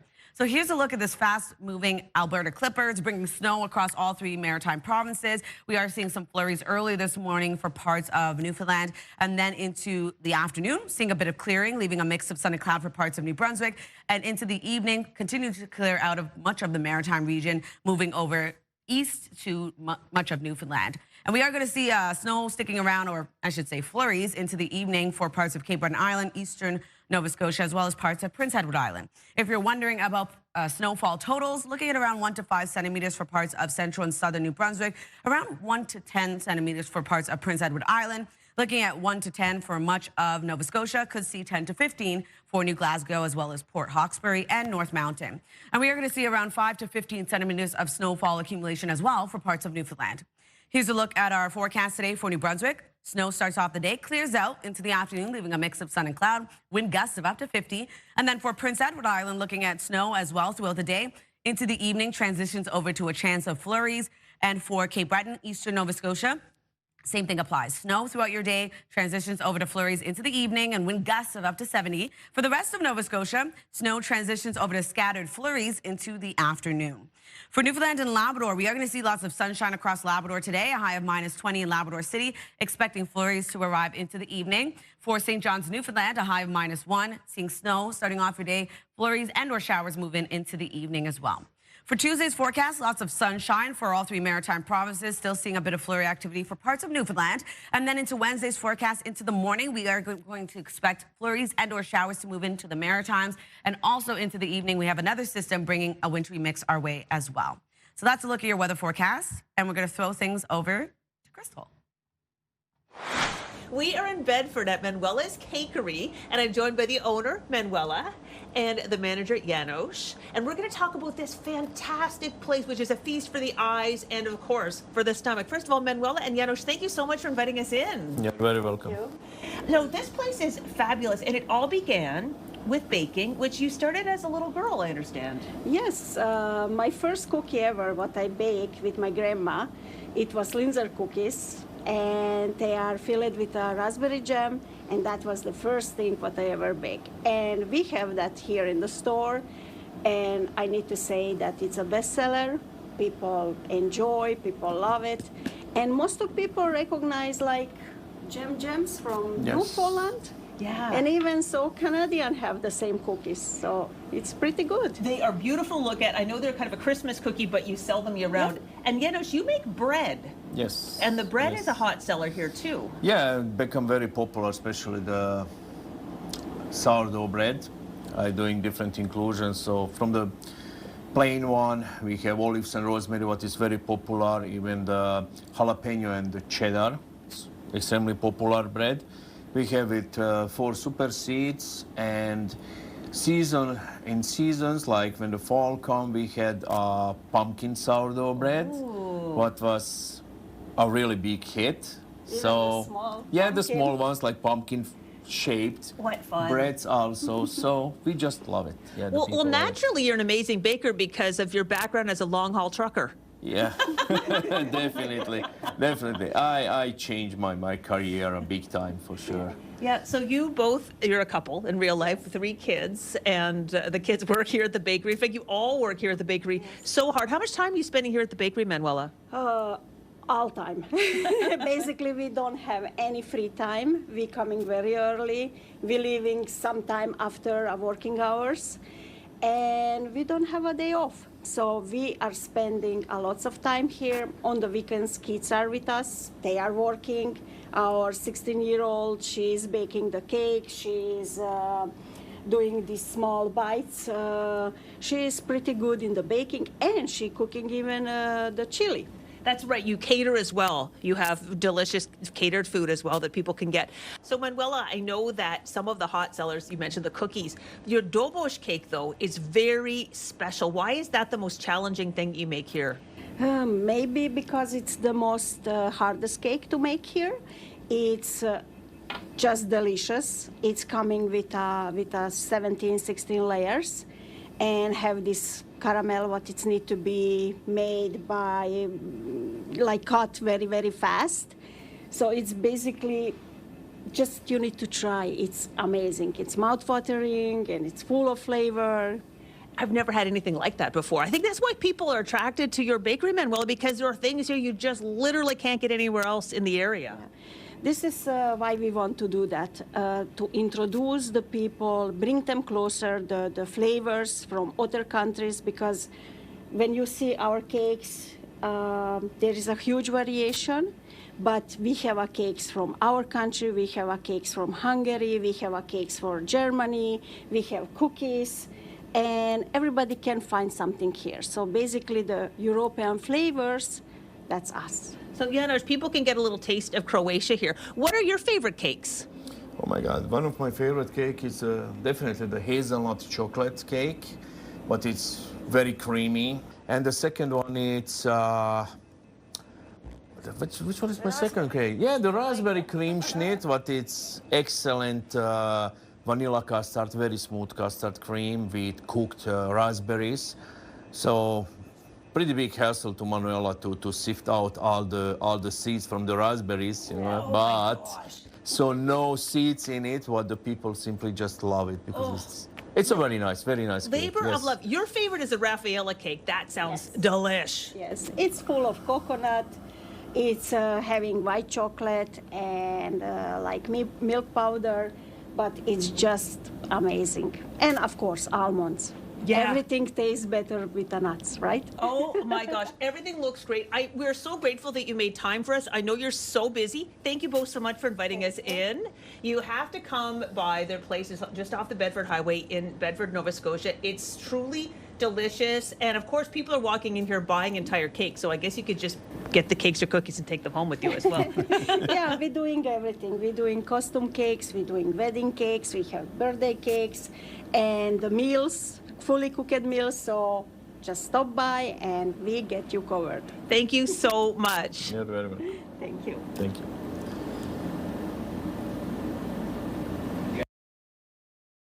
Wow, that hocus pocus one, incredible.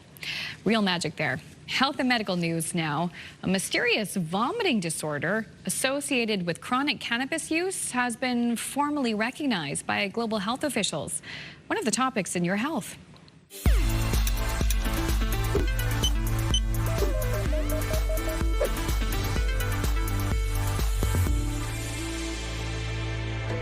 The World Health Organization has added cannabis hyperemesis syndrome, or CHS, to its diagnostic manual. The condition affects long-term and daily marijuana users with stomach issues such as severe nausea and vomiting, and in rare cases, seizures, kidney failure, and even death.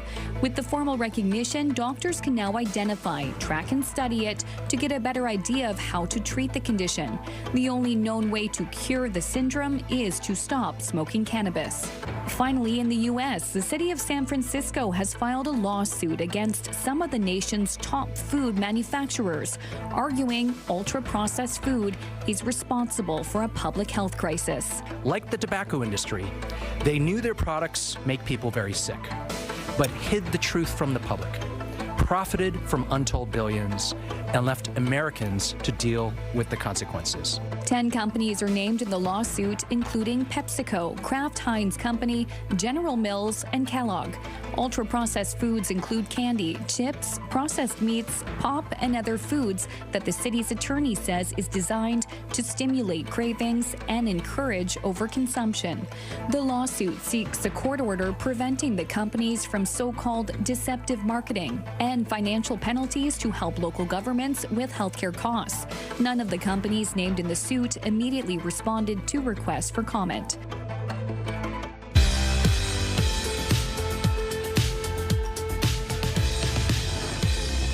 And we have no milestones to pass along for you today, but if you'd like to see previously aired milestones or find out how to submit one, visit our website by scanning the QR code on your screen. And a reminder, milestones must be received 2 weeks in advance. Milestones, brought to you by the Berkeley Retirement Residences. Love this stage of life. Here's another look at your 3-day forecast. A high of -10 for New Brunswick today. We are going to see snow that will clear out into the afternoon, leaving a mix of sun and cloud. Sunshine on Tuesday, but we do have snow returning into the evening with a high of -8. On Wednesday, a high of -3. Snow throughout the day transitions over to a wintry mix into the evening.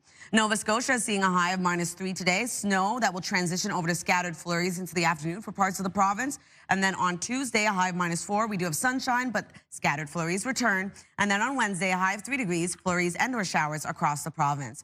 For Prince Edward Island today, snow transitions over to evening flurries. Flurries on Tuesday with a mix of sun and cloud into the afternoon. And on Wednesday, snow transitions over to snow and/or rain.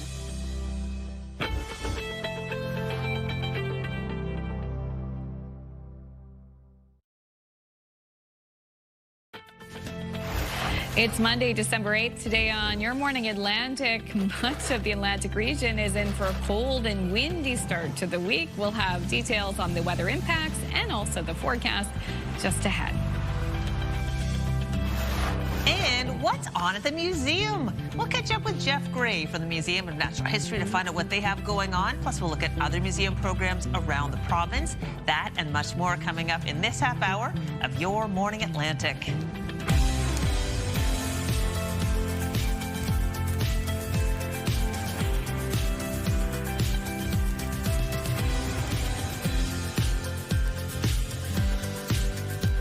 Good morning, Atlantic, Canada. When we received the cue in our ear that says camera 13, I was thinking, what camera is that? I was thinking the same. I'm like, huh? It's the one that's up high. We have many cameras in here. Many cameras, and you should have seen the cameras that we had in here and the people we had at our station, all the volunteers for Christmas Daddies, for the Telethon on Saturday. So I just want to say a special thank you to everyone who tuned in, who performed, who donated, whether that was money or donating their time to make that show the success it was, because it's a tradition for us. We know it's a tradition for viewers at home. So just a big thank you to everyone who took part to make that day so magical. Yeah, for sure. So many people called in, like, we're decorating our tree. Like friends and family from the area. Like, this is a tradition, yeah. And you were sitting with Steve Murphy. Yes. I got to do the big desk. Oh my gosh, what a treat. Working with Steve is a joy. Oh, you can imagine. We had some fun, and the auction items were, I didn't get a chance to see the final totals on many of them, but they were already starting to go. There were some things I wanted. We're not, I think we're allowed to bid on those. I'm not sure. I'm never quite sure if we're allowed or not. So I think those ones we are allowed. 50-50 CTV staff, we cannot. Absolutely not. In any case, a lot of great deals there. The Wheaton's tree. Gorgeous. Beautiful. Yeah, beautiful. Wheaton's is a hoot. It's a Christmas there 365. I love that place. It's amazing. You should have seen them setting up that tree and all the glitter that was on them, but they were happy. I don't mind that. They loved it. I don't mind that. I know you don't like glitter, but I'll roll around in it on the ground if I have to. I love it. There's some natural glitter out there today. Mother Nature is spreading the glitter. Absolutely. We are seeing that snow moving right across the region. Oh, my heavens. Wow. A very different look over at Burtcoat Head. We are seeing that snow over there. It's quite cloudy, foggy start to your day. We are seeing snow for much of the Maritime region and will make its way over to Newfoundland a little bit later on. But as of right now, it is cold, so keep that in mind as well. -11 starting off your day in Fredericton, -6 in Halifax with -7 in Sydney and Charlottetown, -27 in Labrador City, and -5 into St. John's, Newfoundland. We do have a special weather statement in effect for parts of Prince Edward Island and Nova Scotia today because of this fast-moving system. A snow squall watch also in effect for parts of Nova Scotia and into parts of Newfoundland. We do have a blowing snow advisory, a winter storm warning, and a wind warning in effect. I'll break those down coming up. But as of right now, you can see here on our satellite and radar snow for much of the region. We will be seeing it continue to clear out of New Brunswick, leaving a mix of sun and cloud into the afternoon. And we'll clear out in the Maritime region for the most part a little bit later on, making its way over to Newfoundland. We are expecting strong winds as well. As of right now, 43 kilometers per hour for Yarmouth, 30 into St. John, New Brunswick, 28 in North Cape, 20 into Grand Manan and Moncton. Wind gusts of up to 59 kilometers per hour right now in Yarmouth, 44 in St. John, New Brunswick, 33 in Grand Manan.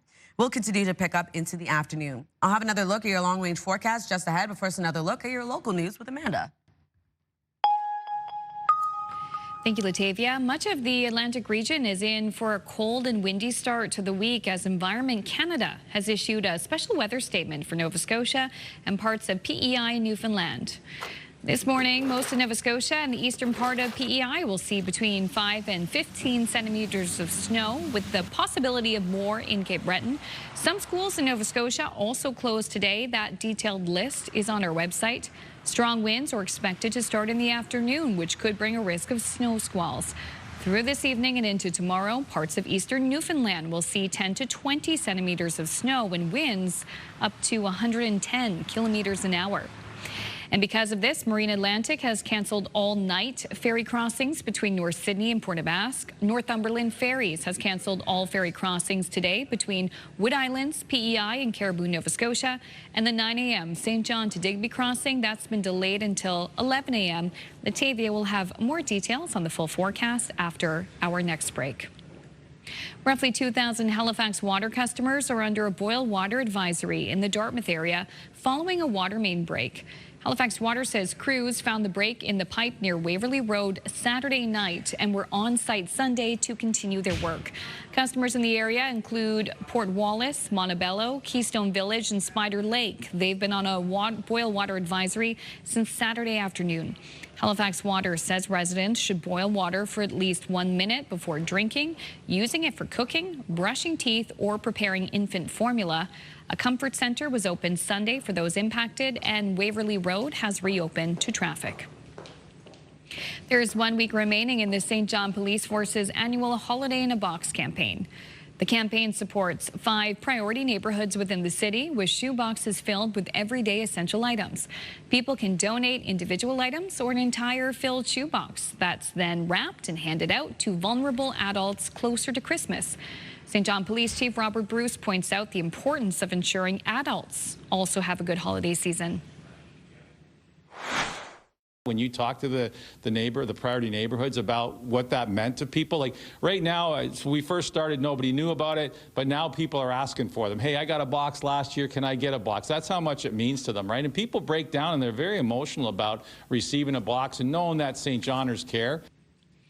Those looking to make any sort of donation can do so up until December 15th at the police station. And this time of year can be expensive for everyone, but it can be even more stressful for those living in poverty. As CTV's Avery McRae shows us, one community group in St. John aimed to take some of those pressures off with a store where everything was free of charge.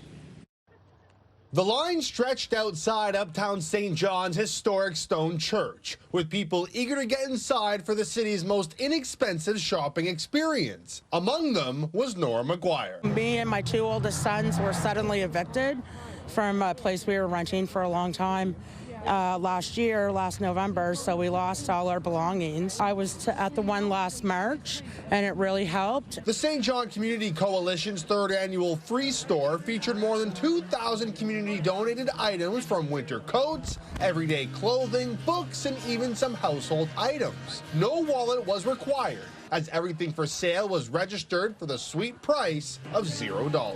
People can show up, they can get and take whatever they want, no questions asked, we don't ask for anybody's names or anything at all. There's no strings attached. Community Coalition member Brandon Flynn says the event serves as a reminder to how much poverty is present within the city. He points out how everything from rent costs to grocery prices have skyrocketed over recent years, and people can't keep up. People who don't necessarily have the essentials readily available to just live. Not only did the store allow for people to get essentials for them and their families, but it also served as a chance to do some holiday shopping. Shoppers like Jason Colrin did a little bit of both. There's a lot of stuff that gets thrown in the landfill and there's other people's treasures. Like I picked up a few great items for friends. It's just a wonderful experience. For others like McGuire, a free of charge take what you can store can mean more than one may ever know. It can help people get back on their feet a little bit without breaking the bank. I'm really happy to be here, and I think it's wonderful that they're doing this. An event that wouldn't be possible without the thousands of donations made by fellow members of the community. Avery McRae, CTV News, St. John.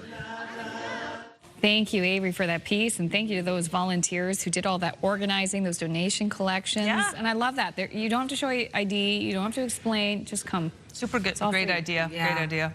All right, we're getting a little bit of a storm, the Alberta Clipper, coming through. Well, stormy weather, and it is a fun name. This is a gift for surfers. They're not in our region, though, but these brave adventurers call themselves the Snow Day Surfers. And this group is hitting the waves on Lake Superior recently. Ooh. Who knew you could surf on Lake Superior? Heavy wetsuits are a must, and surfers say they've been doing this for years, but the rush of surfing in the cold never gets old. That's awesome. I think of it that way. See the surfers down at Lawrencetown? Yeah, they do. Scotia. Oh, they are brave. They love a good storm. And just to shout out a friend, Brianne Foley, I love that for them. Yep. Brianne has left so many sayings behind that we continue to quote. Love that for you. Love that for them. All right, still ahead, we're going to have another break. We are going to find out what museums around Nova Scotia have going on this month. And wow, the skiers and snowboarders at Martok, take a look at all that fresh powder. Wow. The forecast is coming up.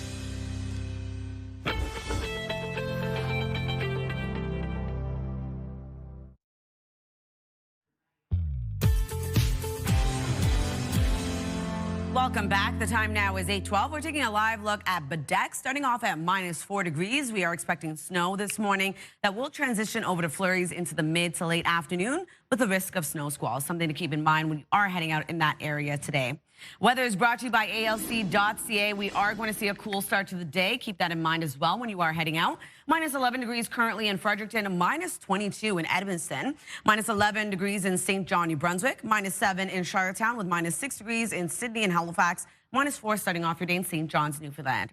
A special weather statement in effect for parts of Nova Scotia and Prince Edward Island for today. We are expecting this fast-moving system to bring snow and gusty winds our way. A snow squall watch also in effect for this afternoon until Tuesday. Pictou and Antigonish counties, as well as Cape Breton Island, affected. A snowfall between 10 to 20 centimeters with wind picking up to 70 kilometers per hour. A snow squall watch also in effect for parts of Newfoundland with a blowing snow advisory. Could see around 10 to 15 centimeters within that blowing snow. Wind gusts between 60 to 90 kilometers per hour with a winter storm warning also in effect for today. And a wind warning for tonight for the Avalon Peninsula. Could see wind gusts getting up to 110 kilometers per hour. Here's a look at this system, the Alberta Clipper. So it's going to be fast moving, traveling east across the region, really. Bringing snow for all 3 maritime provinces. Is going to remain throughout the day, but then into the afternoon for parts of New Brunswick, seeing clearing, leaving a mix of sun and cloud, and starting to make its way over to parts of Newfoundland. And then into the afternoon for much of the maritime region will transition over to flurries, so a chance of some scattered flurries. And then into the evening starting to really clear out, but still remaining for parts of Cape Breton Island, eastern Nova Scotia, and parts of Prince Edward Island, seeing the heaviest of that snow now into Newfoundland with mixed precipitation for parts of the province as well. If you're wondering about snowfall totals, going to remain around 1 to 5 centimeters for parts of New Brunswick, 1 to 10 across Prince Edward Island. For much of Nova Scotia, seeing around 1 to 10 centimeters of accumulation. The heaviest being around 10 to 15 for New Glasgow, Port Hawkesbury, as well as into North Mountain. And looking at around 5 to 15 for parts of Newfoundland. Over to our forecast today for New Brunswick. We're starting off the day with snow, transitioning into the afternoon to a mix of sun and cloud with wind gusts of 50. Prince Edward Island looking at snow throughout the day as well. Into the evening, transitions over to flurries with wind gusts of 50 as well. For Cape Breton, eastern Nova Scotia, seeing snow throughout your day. We'll see flurries into the evening, wind gusts of 70. And for the rest of Nova Scotia, seeing snow today and then into the afternoon, scattered flurries expected. For Labrador, lots of sunshine throughout your day today, a high of -20 degrees in Labrador City. We'll see flurries into the evening. -1 for St. John's, Newfoundland. Snow transitions over to mixed precipitation into the evening. Tuesday's forecast still remaining cold, but not as cold as today. We are going to see sunshine for all 3 maritime provinces, flurries for much of Newfoundland. And then into Wednesday's forecast into the morning, we do have mixed precipitation returning for parts of all 3 maritime provinces. And then in behind it, we have another low bringing a wintry mix our way. That's a look at your weather forecast. We'll throw things over to Amanda. Thank you, Latavia. Air Transat is poised to begin suspending flights today as the clock ticks down on a strike deadline. Travel company Transat has said flight cancellations would kick off today and ramp up over the next 2 days ahead of a potential work stoppage. The Airline Pilots Association, which represents 750 pilots at Air Transat, issued a 72-hour strike notice yesterday to back demands for better wages, job security, and working conditions. The airline, which flies mainly to destinations in Europe and the Caribbean, says it will inform customers of canceled flights and the solutions put in place to assist them. Ukrainian President Volodymyr Zelensky is expected to meet with European leaders today to continue to work on a plan toward peace.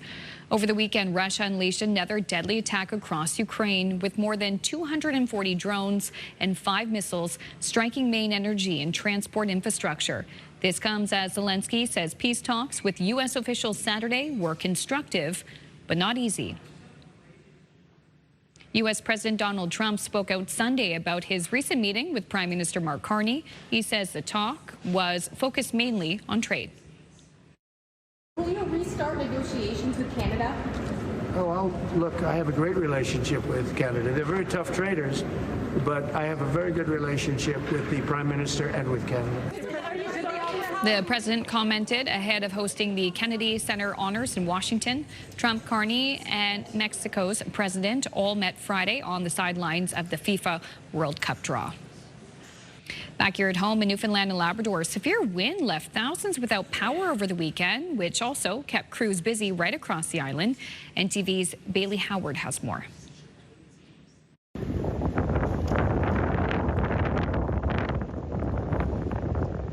Dozens of communities across the island were hit with wind gusts of over 100 kilometers an hour this weekend.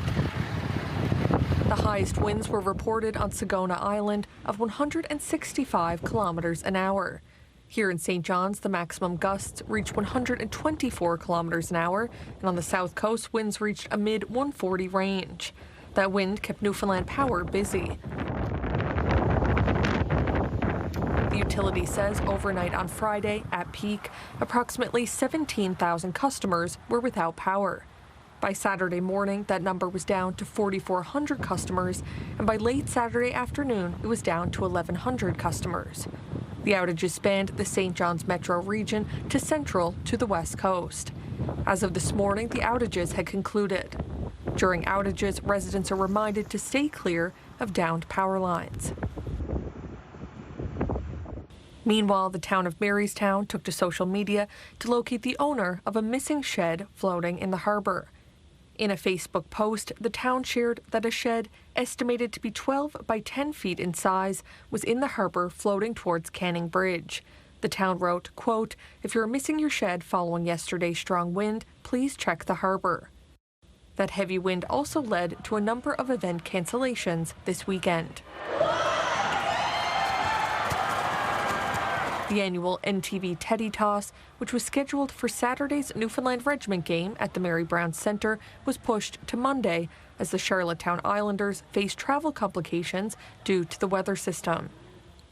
In addition, several Santa Claus parades were pushed from Saturday to Sunday. Bailey Howard, NTV News. NTV's Bailey Howard reporting. A quick break here on Your Morning Atlantic. When we return, we'll have a conversation about what you can enjoy at museums around here. That's coming up next. Please stay with us.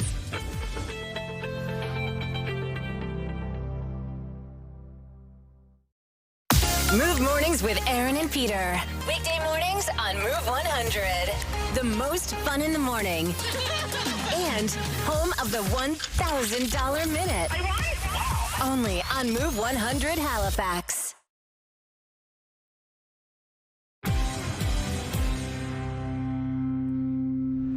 Welcome back. It's 8:23, and 'tis the season for holiday events. If you're looking for family-friendly activities in Halifax, then we have some great suggestions for you. Jeffrey Gray, the manager of the Museum of Natural History, is here to join us and tell us more about what's going on at the museum. Hi, Jeff. Morning. Thank you for having me. Thank you for being here. I think it's been close to a quarter century of you being on our show. It has. I thought about that on the drive-in this morning, that it's been 25 years that I've been part of your TV family here, and it's been great to be back again today.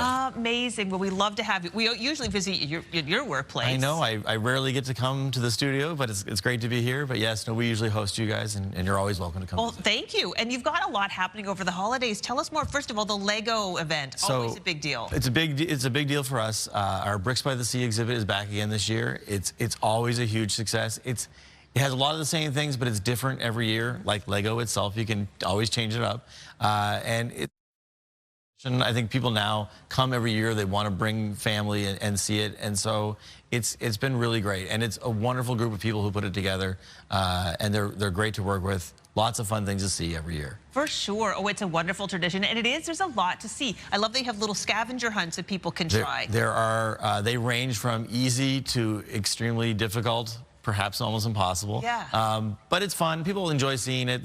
There's a Woody Christmas tree that people see, which people like, and there's lots of little details hidden in it.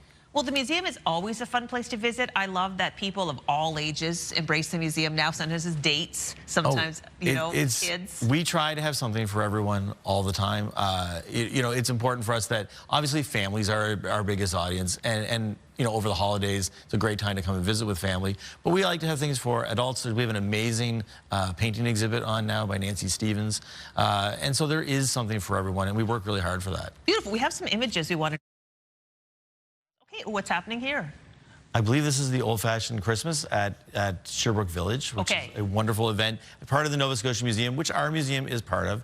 There's some other great things that you can do all over the province. Yes, Sherbrooke Village is a great spot. I've Absolutely. always wanted to visit at Christmas time. This is a great reminder that maybe this is the year we get to do that. You have to check out the website, though, because it's only open at certain times. Another photo from there as well. Yep, they decorate the site. It's really, the people who work at Sherbrooke Village, well, really everybody in the Nova Scotia Museum family, they work hard. They are very dedicated, and that's a big site. Lots of buildings, lots of things to see and do year-round. It's a great place to visit. Yeah, let's see what else we got here. Ooh, Tiny Tinseltown. So the Museum of Industry in Stellarton, they have Tiny Tinseltown. It is a very large exhibit of very small little buildings, little model trains. It's a wonderful exhibit. They put a lot of effort into bringing that out every year, and it's a great spot to visit. Museum of history in Stellarton, great place to check out. This looks like Sherbrooke Village. Another one as well, yes. And they have great events. Again, if people check out their website, see about the times to go and visit, it's a beautiful place to see. Beautiful. Now, you have brought in a couple of items from the Nova Scotia Museum gift shop. Let's go through a few. Sure. So obviously, you know, Gus is our big one. This probably the big ticket item for a lot of people is our brick-built Gus. So you can come and see the Lego exhibit and then take the fun home and build your own Gus. I love it. Makes a great stocking stuffer. We also have some pins and some note cards, stuffy Gus as well. And then, you know, I think hold this up so you can see. Another thing that's a great option, certainly at our museum, we have annual passes to our museum as well, which are great. But I think, you know, one of the things, too, that, you know, in this gift-giving season, the gift of an experience where you can come to the museum year-round. Yeah. We sell them for our site. And the Nova Scotia Museum, with its sites across the province, we sell one annual pass for the whole site. And you can visit year-round from the time that you activate it, not just from the time that you purchase it. So it's a great value, and it's a great way to spend time with your family year-round. It's a great idea. We often give that as a family gift every year. And I love the stocking stuffers because everything you buy supports the museum. Thank you, Jeff, for coming in. Thank you for having me. We put information about the Museum of Natural History and all Nova Scotia museums on our website. Now it's time to check in with Latavia to see what the 3-day forecast has in store. Thanks, Crystal. Taking another look at New Brunswick, starting off today with snow that will clear into the afternoon, leaving a mix of sun and cloud. On Tuesday, sunny skies across the province. Snow arrives into the evening. And on Wednesday, snow throughout the day transitions over to snow and/or rain. For Nova Scotia, we are going to see snow today. For parts of the province, scattered flurries into the afternoon. On Tuesday, sunny skies with a chance of flurries returning into the afternoon. And then on Wednesday, 3 degrees with flurries and/or showers across the province. Prince Edward Island looking at snow today with evening flurries. On Tuesday, flurries clear, leaving a mix of sun and cloud into the afternoon. On Wednesday, snow throughout the day transitions over to a wintry mix.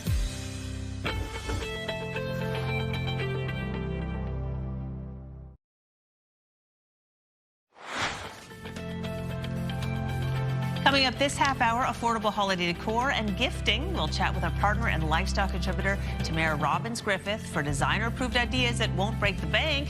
That's just ahead on Your Morning Atlantic.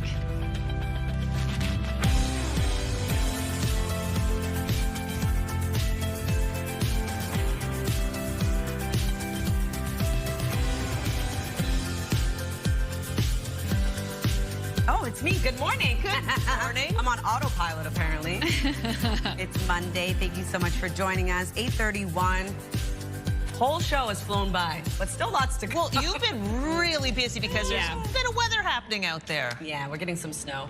Finally in our region, but really across the region, we're going to see that snow transition for most into flurry activity. It's interesting looking at your forecast to the spots where you're saying where it's going to be more like 5 to 15 centimeters of snow. That's where we're seeing the school closures in Nova Scotia today. So that detailed list can be found on our website. I like a little fresh falling snow, but I know it can be inconvenient for some. It's the season. It can be very cold. Like Glen Evanston, there's accumulation there. Oh, yeah, and it's quite cold over there today. Minus 22 degrees in your area, and we are going to see that snow starting to clear out for the most part for New Brunswick, leaving a mix of sun and cloud. It's going to be a rather cold day ahead, though, across the region. As of right now, minus 11 in Fredericton and St. John, New Brunswick, minus 6 in Halifax and Sydney, minus 7 starting off your day in Charlottetown, minus 4 into St. John's, Newfoundland.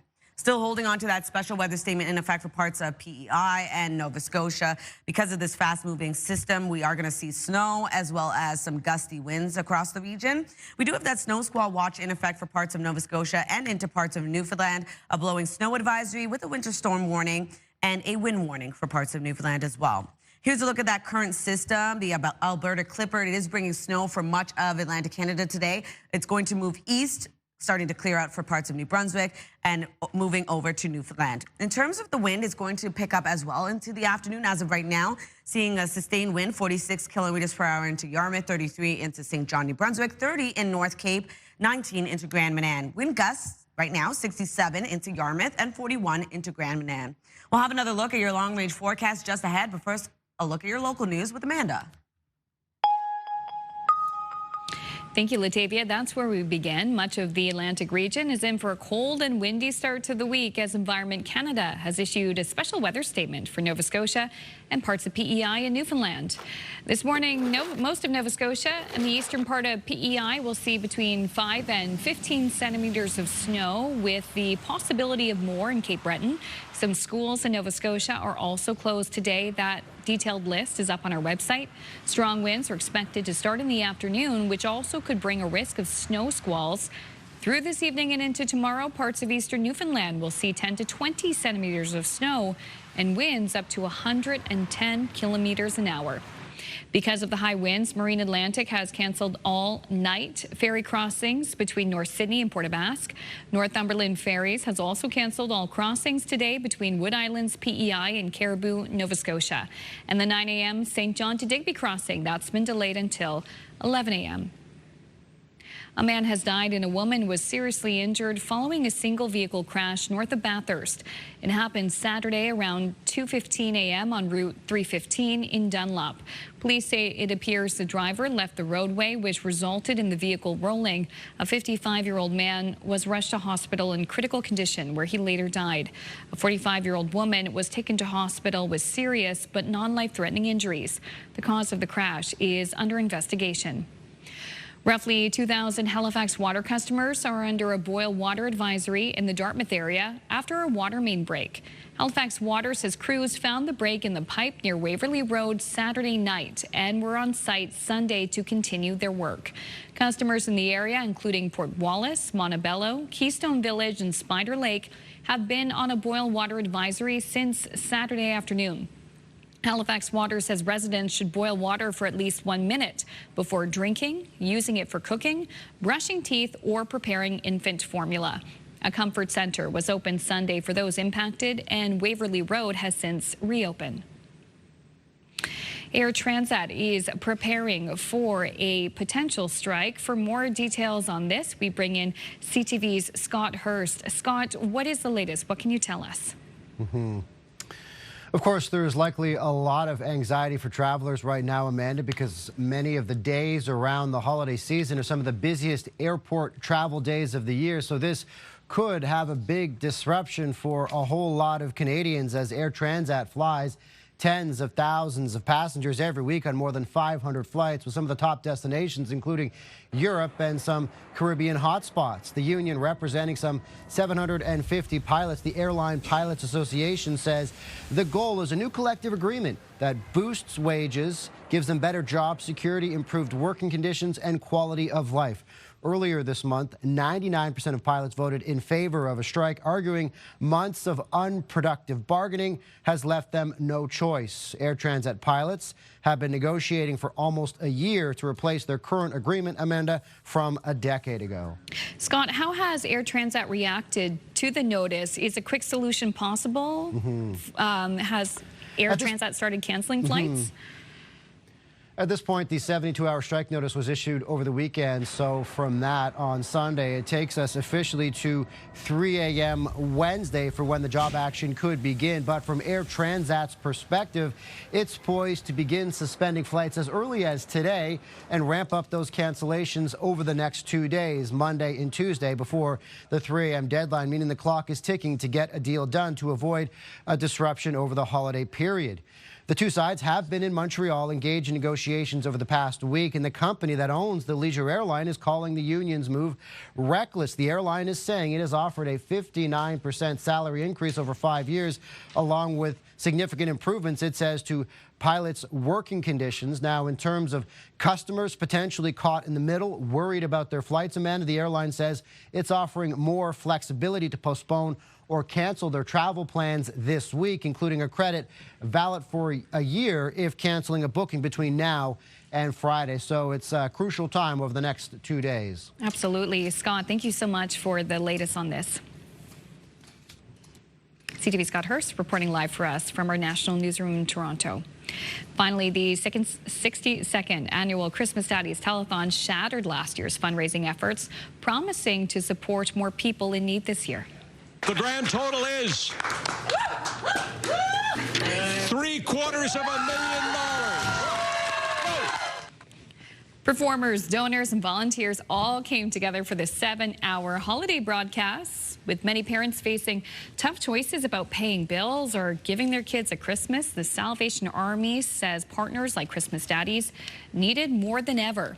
And since 1964, Christmas Daddies has raised more than $40 million. Wow. Isn't that incredible?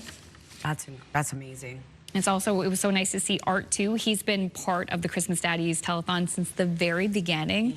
And back then they raised like more than $1,000 for the first broadcast, and they were ecstatic about that.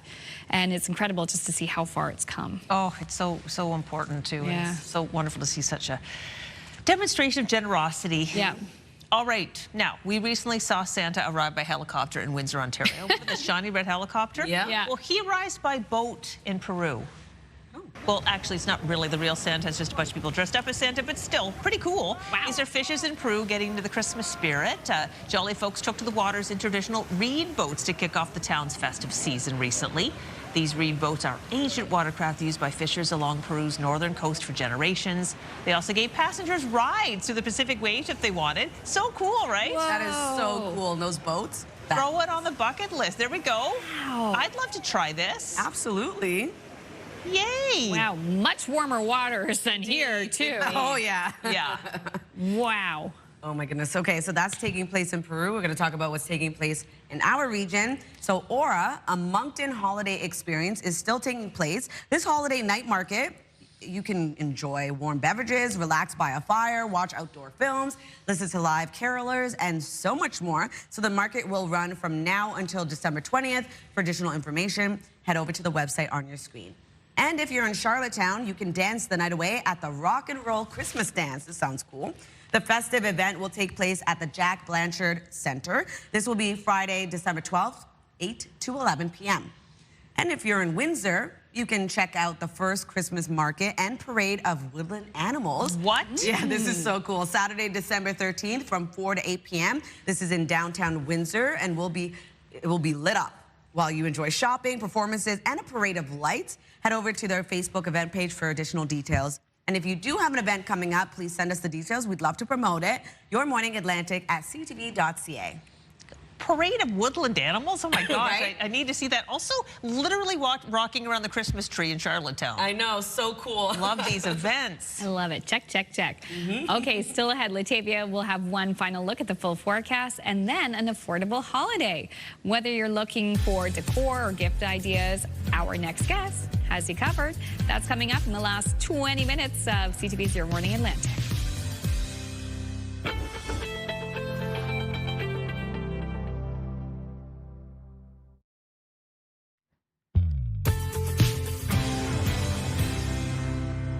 Look at that. Welcome back. The time now is 8:44. Snow is coming down in Halifax. Currently -6 in your area. Just make sure to drive safe. A lot extra time out on roads because we are seeing snow across much of the region today.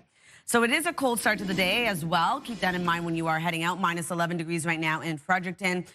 -5 in Sydney, -7 degrees over in Charlottetown with -28 degrees in Labrador City, -4 starting off your day in St. John's, Newfoundland. Special weather statement remains in effect today for parts of Prince Edward Island and Nova Scotia, as we are expecting snowfall and strong wind gusts picking up. A snow squall watch also in effect for Pictou and Antigonish counties, as well as Cape Breton Island for this afternoon until Tuesday. Could see around 10 to 20 centimeters of snow accumulation within that snow squall and wind gusts of up to 70. A snow squall watch also in effect for parts of Newfoundland with a blowing snow advisory. Could see 10 to 15 centimeters, and visibility could be an issue in those areas. A winter storm warning also in effect, looking at 10 to 20 centimeters of snow accumulation with a wind warning for the Avalon Peninsula tonight, looking at wind gusts 80 to 110 kilometers per hour. So here's a look at this Alberta Clipper. It's a fast-moving system and will continue to travel east. As of right now, though, bringing snow for all 3 maritime provinces and then starting to clear out of New Brunswick first, leaving a mix of sun and cloud, and then transitioning over to scattered flurries for much of the maritime region. That flurry activity for parts of Newfoundland will transition over to snow and or rain as we head towards the evening, and seeing a lot of this snow clearing out of the maritime region, still persisting for Cape Breton Island, eastern Nova Scotia, and parts of Prince Edward Island as we head towards early Tuesday morning. If you're wondering about snowfall totals, looking at around 1 to 5 centimeters of snow accumulation for parts of New Brunswick, 1 to 10 for parts of Prince Edward Island. For the most part, Nova Scotia will see around 1 to 10 centimeters as well. The heaviest being in New Glasgow, Port Hawkesbury, and North Mountain at 10 to 15 centimeters. And then for Newfoundland, looking at around 1 to 10 centimeters of snowfall accumulation as well. Here's a look at our forecast today for New Brunswick. Snow starts off the day. We'll transition over to a mix of sun and cloud into the afternoon. Wind out of the northwest, 30 gusting to 50. Prince Edward Island looking at snow as well throughout the day today, and then transitions over to a chance of flurries into the evening. Wind gusts of 50 as well.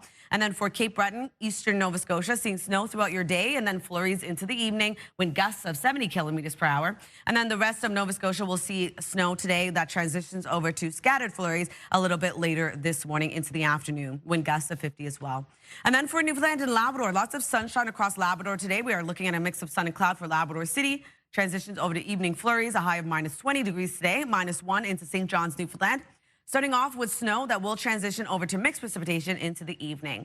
Here's a look at our forecast for Tuesday. It's going to be a cold day, but not as cold as today. We are going to see sunshine for all 3 maritime provinces. Some flurry activity still remains in Newfoundland. And then a system moves in Wednesday morning, bringing a chance of flurries and or showers to the maritime region. And then another system right behind that into the evening hours, bringing a wintry mix our way, Crystal.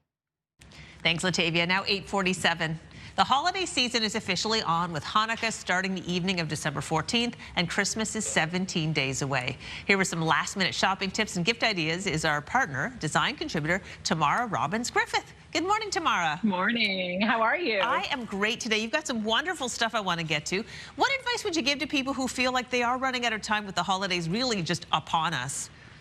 Right. Well, it's December for sure, but it's not too late. I think part of it is, you know, don't feel guilty about shortcuts like ordering online or using gift bags instead of wrapping presents or even purchasing a pre-lit Christmas tree. Like, take what you can get. Also, everything I have with me today is from Walmart, and that's a great destination for your decor, any type of gifts on any budget. It's under one roof. Or one click, and in some cases you can actually order an express delivery and have things delivered to your door in 2 hours or less. So that can help take some of the stress away. But I would say prioritize your lists and create a sort of holiday triage. So you're working from the most important tasks to the least. And don't forget to have fun, you know, put on some holiday music, have a hot drink, turn your task list into kind of moments that feel festive. Wonderful. All right, well, you've brought some specific items in. Let's begin. I believe it's decor we're starting with. Yeah. Yeah. So decor, you know, I would say go for big impact, especially if you're kind of scrambling to get it done. Like the pre-lit trees, the wreaths, the faux greenery, I just love.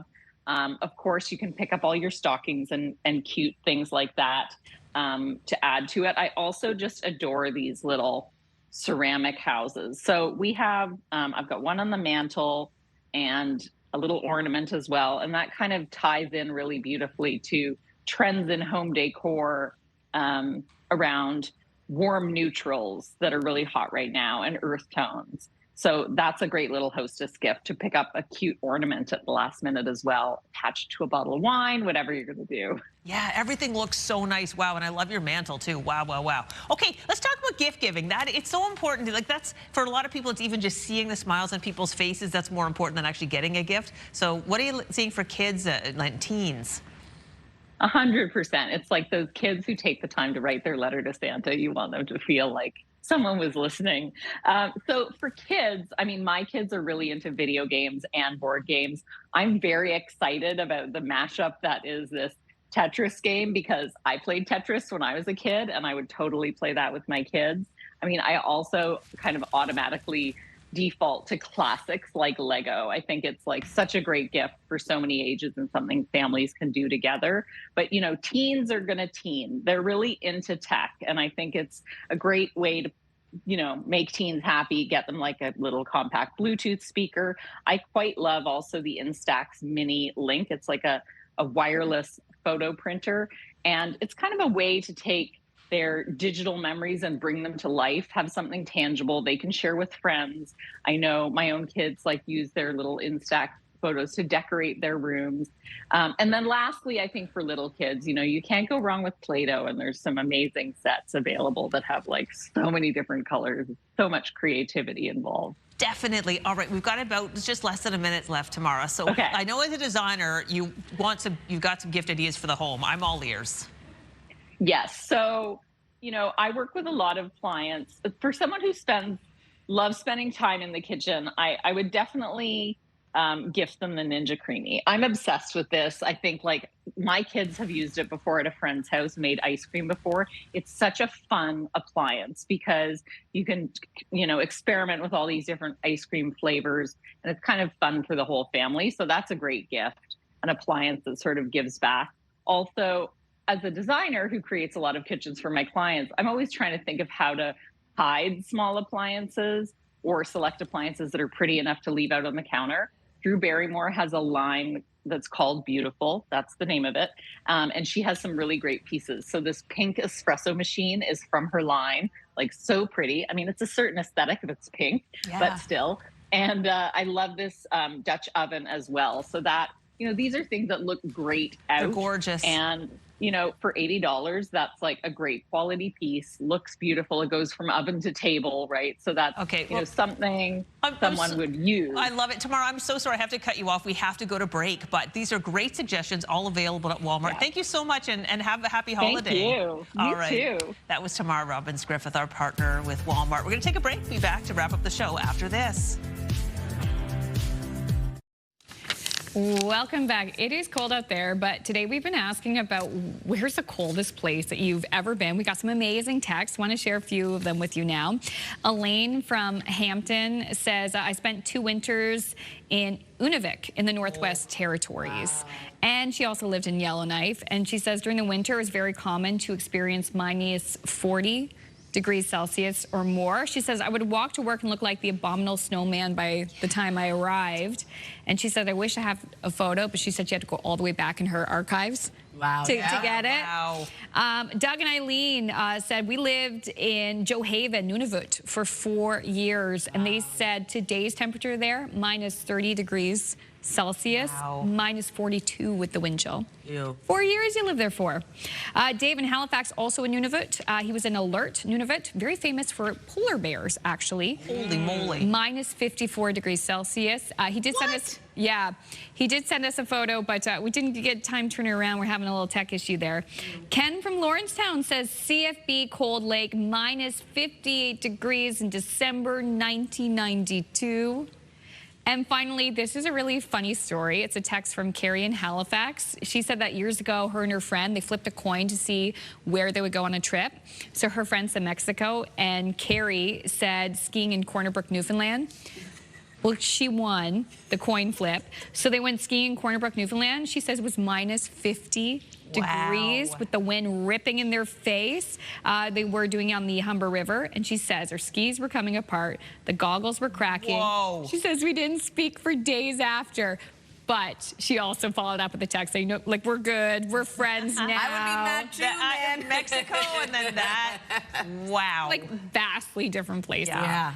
Anyways, thank you to everyone who took a moment to send us a text. We love that. All right, I love that. Real quick, for me, it's relative. When I was in Scotland, I found it really cold. Really? It wasn't even below zero, but it was a wet cold. And I was freezing the whole time, and I couldn't warm up. Absolutely. The bones. Well, I think our viewers know I lived in Prince Albert, Saskatchewan, and Regina. No, and I remember for an assignment, I flew north to meet Santa. And it was even colder there. Oh, my gosh. Well, it's not that cold today, at least, but we do have the snow. All right, well, we're almost done our show today. We have a wonderful show planned for you tomorrow. Hope you can join us. 6 a.m. start. Yeah, have a great day. Stay warm out there. Bye.